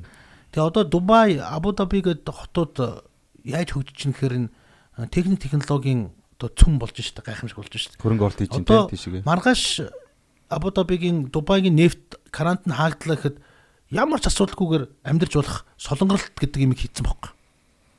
Солонгоролт гэдэг. Тэгээд эдийн засгийн солонгорол. Эдийн засгийн өөр их үүсвэр одоо олон талын. үйл хөдлөх хөрөнгийн дэлхийн хамгийн том төв Дубай болчиход байгаа байхгүй. Дэлхийн хамгийн баячууд тэнд очдог тийм үү. Зүгээр одоо ингээд Ferrari гэдэг сая долларын машиныг цагдаа нунаад явж штэ. Тийм. Тэр би гайхад асуужсан байхгүй юу? Энэ ямар учиртай юм чи маркетинг гэж байгаа байхгүй. Дубайд ингээд зүгээр Дубайн тэр Ferrari-г үзэх гэж хүмүүс очдог гэж байгаа байхгүй. Цагдаа нарын яг Ferrari ундгийг. Чи яг бус дурсад нь тийм байдгүй. Гэж хүмүүс очиж шít Дубайд. Тэгээ нэг хүн очих чинь зочд буудалд буун, баараар орно, худалдаа авалт хийн, такси барина. Одоо юу гэдгийг те бүх юм үзнэ. Энд чинь нөгөө зөөлөн бод. Зүгээр тэр нэг хулгайчиг барих гээд амар хурдан машин өгсөн юм а гэж би хэлэх байх гэсэн чинь манай хулгайч байхгүй гэж байгаа. Та нар ингээд нэг хулгайчууд чинь эдгээр чинь амар мөнгөтэй болохоор ингээд амар хурдан машинтай учраас та ингээд Ferrari-тай, Lamborghini-тай ингээд байдгийн юм өгсөн чинь үгүй. Маад нэгд хулгай байхгүй, хоёрд нь чинь маркетинг. Ерөөсөө Ferrari-гаас машин шахаж мархна гэж байхгүй байна. Тэр Bamba, Bugatti нүүд байдаг шүү дээ. Цагдаа нарын машин. Тэр юугаар одоо логикоор явах юм бол манай цагдаа нар дээл өмсөх юм уу одоо юу гэдгийг те бас болно шүү дээ. Байж болно те. мортор ташаарч. Одоо сая хамгийн сүүлд роботик Арабын нэгдсэн Эмират улсын иргэнээр бүртгэлээ шүү дээ. Иргэн. Одоо ганхуугээд Монгол улсын иргэн байж шүү дээ. Химэл оюун ухаан. Химэл оюун ухаан хамгийн анхны иргэн Арабын нэгдсэн улс бүртгэж байна те. Амар мэдээ те. Тэгэхээр одоо энэ химэл ухаан гэдэг энэ зүйл бидний өдөр тутмын амьдралд маш хурцтай орж ирж байна. одоо ингээд энэ дрон гэдэг юм чинь бүр одоо энэ айрам гэдэг юм чинь бүр байхгүй болох гэдэг шүү дээ. Байлдаа хоорондоо дрон шаардлагагүй болох гэдэг. Роботууд байлдаа. Роботууд байлдаад хоорондоо дронууд байл. Тэгээ одоо энэ дрон дээр энэ хятадын компани бүр тэргүүлж байгаа юм байна л да. Нэг зах зээлийн DJI тий. DJI чинь нийт зах зээлийн 80% нь бадж байгаа юм байна. Дэлхийн дроны. Тэгээд сая Араб Эмирэтэд юу захиалсан гэхээр 800 ширхэг хүн суугаа явдаг дрон захиалж байгаа юм байна. Хүн суугаад. Тий, хүн суугаа явдаг. Жижигхэн онгоц. Нэгэсэндээ одоо такси дрон болж эхэлж байгаа юм. Нисдэг машин ч тийм. Тэгээд нисдэг машин бол дрон болох юм билээ ерөөсөө. Хамгийн easy аюулгүй тэрвэрлэг. Тэгээ одоо delivery буюу пицца, хүргэлт одоо энэ post office одоо бүх юм дрон болж эхэлж байна. Тий. Тэгээ нэг л аюултай юм гарсан. Тэр нөгөө онгоцны буудлын руу дронуудын нисгэж мэсгээд ингээ нэг асуудлууд үүсгэж байгаа юм билээ л дээ. Залуучууд тий. Тэгсэн чинь DJI-ийн одоо юу хийж нэхэр бүх дронууд ямар ч онгоцны буудлын руу орохгүй гэдэг програмчлал хийсэн. Онгоцны буудлууд эдгийн бүх одоо онгоцны буудлуудын бүсчлэн ягаад GPS дээр зааж өгөх програмчлаад тэгэл дрон тэр хан руу очих юм бол пак гэх тийшээ сайжгаа явахгүй блоклогдож зогсдог. Гэх мэтлээ одоо энэ одоо хүний ингээд оюун ухаанд багтахааргүй юм сонин юмнууд явж штэ. Одоо ингээд бид нар чинь бүх интернетийн хурд одоо энэ 5G болох гэж байна тийм үү? Ялангуяа энэ хятадын Huawei гэдэг компани чинь дээр асар том дэвшил гаргацсан одоо зарлах гэдэг шүү дээ. Тэгэхээр энэ 5G-д орчхоор орон зайны мэдрэмж гэдэг юм байхгүй болох гэдэг шүү дээ. Энэ чинь нөгөө хурд те. Одоо юу гэдэг Америкт байгаа айгүй мундаг мис засалж заавал Монголд ирж хагалгаа их шаардлагагүй болох гэдэг юм гэдэг аахгүй юу? Joystick-оор тэндээ экран харж байгаад Монголд нь одоо өвчтөн хөвтөд тэндээс ингээд хагалгаа хийчих болно гэдэг аахгүй юу? Өмнө яагаад болохгүй байсан гэхээр нөгөө цаг хугацааны одоо ингээд та нар мэдээ үздэг бол одоо Америкт байгаа сурвалжлагчтай ингээд за одоо тэр Америкт юу болж байгаа гэхээр ингээд хүлээж жагаад гэх ингээд ордог чинь нөгөө шилэн кабелийн хурд нь байгаа даахгүй юу? 5G орчхоор энэ хурд чинь секундыг хуваасны 1000-та тэнцэх юм хурдтай болох гэдэг байхгүй юу? Joystick хөдлөхөд л цап гэл тэр юм зүсэлтээ энэ Монголд хийж идэг болох гэдэг байхгүй юу? Тийм учраас энэ нөгөө орон зайны хурдны энэ юмнууд чинь маш өөр болоод бүр тавигдаад энэ чинь дэлхийн ертөнц одоо ер нь бол бид нар одоо их маш азтай яг үед амьдарч байгаа хүмүүс байхгүй бид нар монголчууд дэлхийн нийтээр ягаад азтай гэхээр дэлхийн түүхийн одоо хүн төрөлхтөн үүснээс хойш энэ түүхийн хөгжлийн одоо диаграмыг харахад маш ийм диаграм явж байгаад 19 дугаар зуунд жоох ингээд 20 дугаар зуунд жоох 21 дугаар зуунд ингэсэн байгаа байхгүй юу? Огцсон. Жишээлбэл зүгээр хүмүүсийг одоо төрөлжүүлэхгүй тулд 200 жил манай 200 гаруй жил манайх манжин даралт байсан тийм үү? За 200 жилийн яг манжин даралт ороход яг манжин дарлал гэж нэрж байгаа болохоос биш ерөнхийдөө Монгол улс чинь манжин даралт их тайван байсан үе байхгүй юу? Хамгаалалтны идэх юм уу? Одоо ихэнх үед тийм. Гэхдээ ер нь 200 жил хамгийн тайван ямар ч дайм байл та юуж байхгүй татвараа төлөөд гэхдээ яг нөгөө эрхчлөө бол байхгүй. Гэхдээ тайвнууд бол хамгийн тайван. Дээрэс нь Монголын мал сүрэг манжин дарлалын үед хамгийн өссөн байдаг байхгүй юу? Тий. Тэгэхээр энгийн малчтын үед бол тэр аюу тайван байсан. Гэхдээ хөгжил дэвшил байгаагүй байхгүй юу? Манжин дарал эхлэхээс өмнө доржих гэдэг нэг айл байж тийм үү? Одоо нэг гэртээ тий. Нэг авдартай, домбтой, ламтай, одоо тулгатай, гадаа нь хідэн малтай 200 жил өнгөрөхөд доржийн хүүгийн одоо хэд байдгийг те хэд дэх генерашн тэнд 5 6 дахь генерашн очиход яг тэр домбтойгоо яг тэр гэртээгээ тэнд гэрт нэг нэмэгдсэн нэг ширхэгч юм байхгүйгээр байсан уу байхгүй юу? Цаг зогссон мэт ялгаагүй. Ямар ч ялгаагүй. Тэгэхэд өнөөдөр би энэ Samsung-ийн гар утсыг аваад маргааш миний утасны энэ утасны үн 2 дахин унах гэдэг шүү дээ. Хурдцсан тийм хурдцсан бол маргааш нэгдэж өөр утас барах гарах гэдэг шүү дээ. Тэгэхээр энэ цаг хугацааны энэ мэдрэмж гэдэг юм чинь айгүй өөр болчиход байгаа байхгүй юу? Бид нар айгүй гоё үед бас амьдарч байгаа. Тэр энийг маш сайн мэдрээд хөгжил дэвшилтэй технологийн одоо энэ fintech, edutech, юу гэдэг health tech гэдэг бүх юм чинь технологитой холбоотой болчихлоо шүү дээ. Тэгэхээр одоо айгүй тийм сонин үед бид нар амьдарч байгаа байхгүй юу? Ялангуяа манай өөр хүүхдүүд залуучууд бол бүр сонин үед амьдарч шүү дээ. Одоо энэ зөгнөлт кинонууд гэж хийгээд идэг шүү дээ. Энэ кинонууд чинь ерөнхийдөө ингээд дандаа бараг 80-90% дандаа биелэлээ олоод яваад байдаг байхгүй. Тэр бол амар зөгнөөд хизээч юм болохгүй дээ гэж бодж итэл тэр ингээл биелэлээ олдог л байхгүй. За тэр биелэлээ олох магадлал бол одоо бол 21 дугаар зууны төгслөөр бол бүр их байгаа байхгүй. Тий. Асуудал нь тэнд байгаа. Минийх одоохон арай дуусаг байна. Одоо очлоо. Өөрөө шууд ярих гоё. Тий. Шууд Өмнө юм болж яг нэвтрүүлэгтээ орж ийн нөхөө. За одоо очлоо. Дуусгаад очлоо. Тэгэхээр анхаага би ингэж боддог байхгүй одоо ингээд технологийн салбар, хиймэл оюухны салбарт одоо Монгол хүмүүс бас сайн боловсроод үзүүл бас одоо байгаль цаг уур ч юм уу, газар нутгийн ч юм уу одоо үүтэй харьцангуйс боломжийн ажиллаж болоо гэж боддог байхгүй. Таны бодлоор ямар улсын хүмүүс ер нь иймэрхүү тал дээр ер нь манайх ер нь хэр ирээдүйтэй байх бол? Гүг одоо би ингээл хэрэгсэл явж байхад би маш олон мундаг залуучууд зөндөл уулзчихсан. Муутанч уулзчихлаа. Парист очивол бид нар хамтлагаараа ингээд тоглолт хийгээд явжсэн чинь хэдэн нөхдүүд ирчээл баахан чандаа маргаж ирэл хувцас зарах гэдэл. Тэгэл 10-аас нь хулгааны хувцсууд мэдчихэж байгаа л та. Монголчууд яг $1000 авсан юмыг $500 аваад гэж байгаа юм л та уг нь бол. Яг манайхан авч мах гээд. Тэгээ би хэлсэн. Гэхдээ миний доо намайг нэг цүнх авчиж байгаа байхгүй юу? Louis Vuitton гэж лөө. Гэхдээ би тэгээд их нэрдээ очиод харин нэг гоё цүнх авлаа гэд хулгаалсан цүнхийг бэлгэлэх надад тийм юу байхгүй наа. Сонирхол алгаа минь дуучлаараа гэж хэлжсэн байхгүй юу? Тэгэхээр хулгай хийгээд амьдарч байгаа хэсэгтэй ч байна. Парист очисон чинь Эрдэнэчлэн гэдэг нэг залуу байна. Renault гэдэг компани албан ёсны 5хан дизайнерын нэг нь. Одоо Эрдэнэчлэний масс үйлдвэрлэлд гаргасан Renault Duster гэдэг машин сая Монисийн оруулж ирлээ. Монголд орж ирлээ. Тэгээ би Монголд Монисийн дээр очиод тэр Duster Master-ыг үзээд Монисийн залуучууд тэрийг мэдгүй байж байгаа. Монгол хүний хийсэн машин штэ гэсэн чинь тийм уу байгаа ямар үгүй Эрдэнэчлэн гэдэг ийм залуу байдаг. Энэ залуугийн хийсэн машин ингээд одоо өндөр масс production дээр ороод ингээд үйлдвэрлээд дэлхийд даяар ингээд Duster Renault Duster гэдэг машин ингээд борлогдоод явж байна. Жишээл тэр борлуулалт хийж байгаа залуучууд нь жишээл ингээд мэдхгүй би тэрийг хэлж өгч байгаа байхгүй юу? Наад машин ч тий. Одоо ингээд Монгол хүний хийсэн бүтээл шүү дээ. Яах юм? Тий. Тэр Үгүй ийм залуучууд байна. Нэг хэсэг нь хулгай хийгээд Louis Vuitton-ы цүнхийг надад ингээд $500 авчаач гэж яхад нэг хэсэг нь ингээд машин хийгээд дэлхийд даяар ингээд зараад тэр нь борлогдоод явж шүү дээ. Тэгэхээр боломж байна уу гэж асууж байгаа шүү дээ, тий. Боломж бүгдэнд нь байгаа. Хэн хичээсэн, хэн зорилгодоо үнж явсан. Заавал тэр Silicon Valley мэлэд очих албагүй л. Би зүгээр Yahoo компани хоёр залуутай би Seattle очоод Boeing-ийн хоёр маш том инженертэй уулзчихсан. Монгол залуучууд. Boeing-ийн инженерүүд.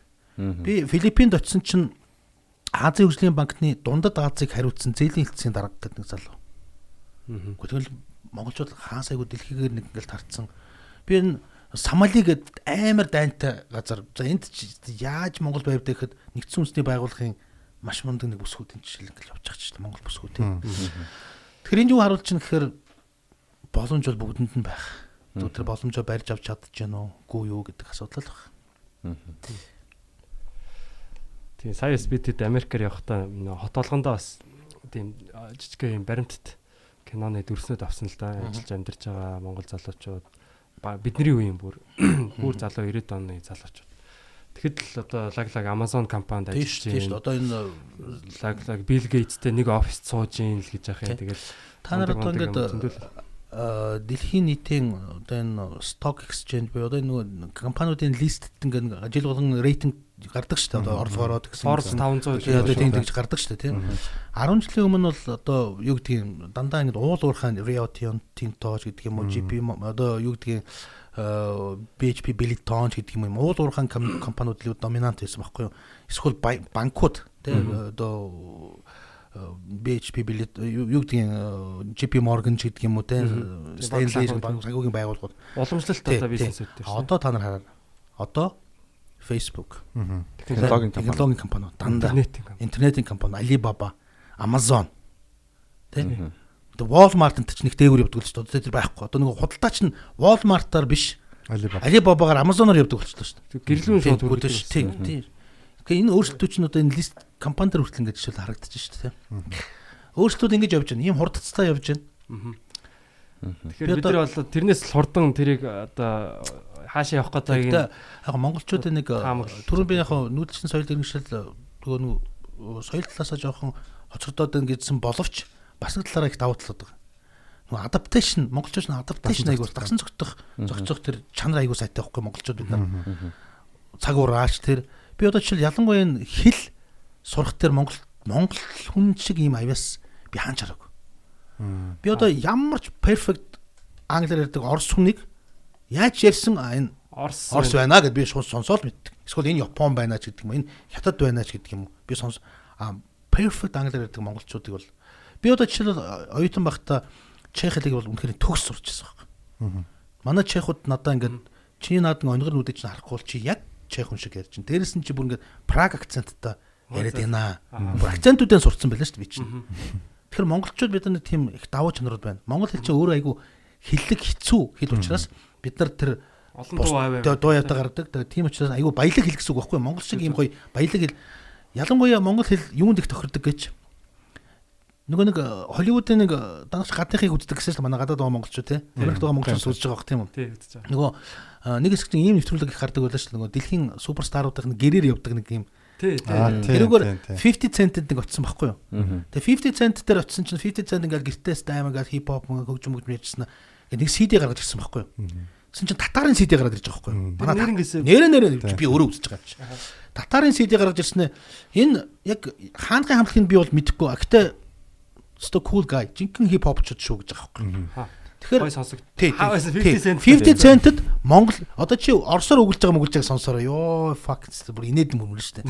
Тэ одоо хятадаар өгүүлж байгаа чи сонсоод үзэр Вьетнамда бүр байхгүй яг ингээд а монголчин бол яг ингээд одоо энэ хип хоп химнэл ягаад хүн амтлан гэж яваад байгаа нөхөр чинь бас химнэл байгаа байхгүй. Тийм учраас бид нар энэ хэл сурахтай авьяастай. Тэгээ тэгж юу гэж хэлэх гэхээр бид нар хаанч дасан зохицох авьяас бас байна. Тийм учраас бид нар залуучууд хичээх юм бол үнэхээр одоо мундаг залуучууд зөндөө гарч ирэх тийм бололцоо. Энд чинь зах зээл гэдэг юм чинь зах зээлийг чөлөөлчин арчлал гэдэг юм чинь гол одоо ачууд гоёдоо сайхандаа эндэл гэдэг байхгүй. Бидний залуу байхад үе тийм боломж байхгүй. Бид нар хичнээн ухаантай смарт байлаа гэд тийм боломжтой байхгүйсэн байхгүй. Одоо бол тэр боломж байсан. Асуудал эндэл баг. За ихнэр уцтаад байна. Хүү дэндээ залгаад байна. Баярлалаа ганх багта цаг зав гаргаж тэ манай нэвтрүүлэгт ингээд оролцсонд маш их баярлалаа. Тэгээд танд амжилт хүсье. Яриулах юм зөндөө байлаа. Дараа ярьж байгаад би нөгөө ийм удаан ярьд гэж мэдээгүй. Сайн нөгөө нааш харахтаа ихтер хүүхдийн дэлгүүр явах хэрэгтэй байсан. Тэгээд аавнуудгаа очно гэсэн чинь хүүхд залгаад ах шиг уучлаарай тийм. Чи ер нь манай нэвтрүүлэг юм жаа богинохон дугаар нь л болж шүү дээ. Тэгж яана үү? Гоё баярлалаа. Гоё яриа боллоо тэгээд. Баярлалаа тэгээд. Тийм богинохон болсон юм чи юу лээ? Цаг 30 минут. Цаг 30 минут юу гэхээр яхаар манай дундчаас. Тийм үү за. Тэгээд дараа бас нэвтрүүлэг тэгээд би ч яг миний нэг ганц чаддаг юм ярьж чаддаг. Тэгээд дараа нь яг гэр бүлийнхээ асуудлыг зохицуулчаад ирж 5 цаг ярьж үгүй заяа. За баярлалаа. За баярлалаа. Битгий сонс дараагийн дугаараар уулзцгаая. Тийм 79 дахь дугаар байлаа. Тэгээд та бүхэн маань UB Comedy Club-ийн одоо манай тоглолт болохгүй байгаа ч гэсэн манай контентуудыг за юунаас Univision DD Shlook TV платформудаар худалдаа авч үзээрэй. Тэгээд бидэнтэй үргэлж хамт байдагт баярлалаа. Битгий сонс.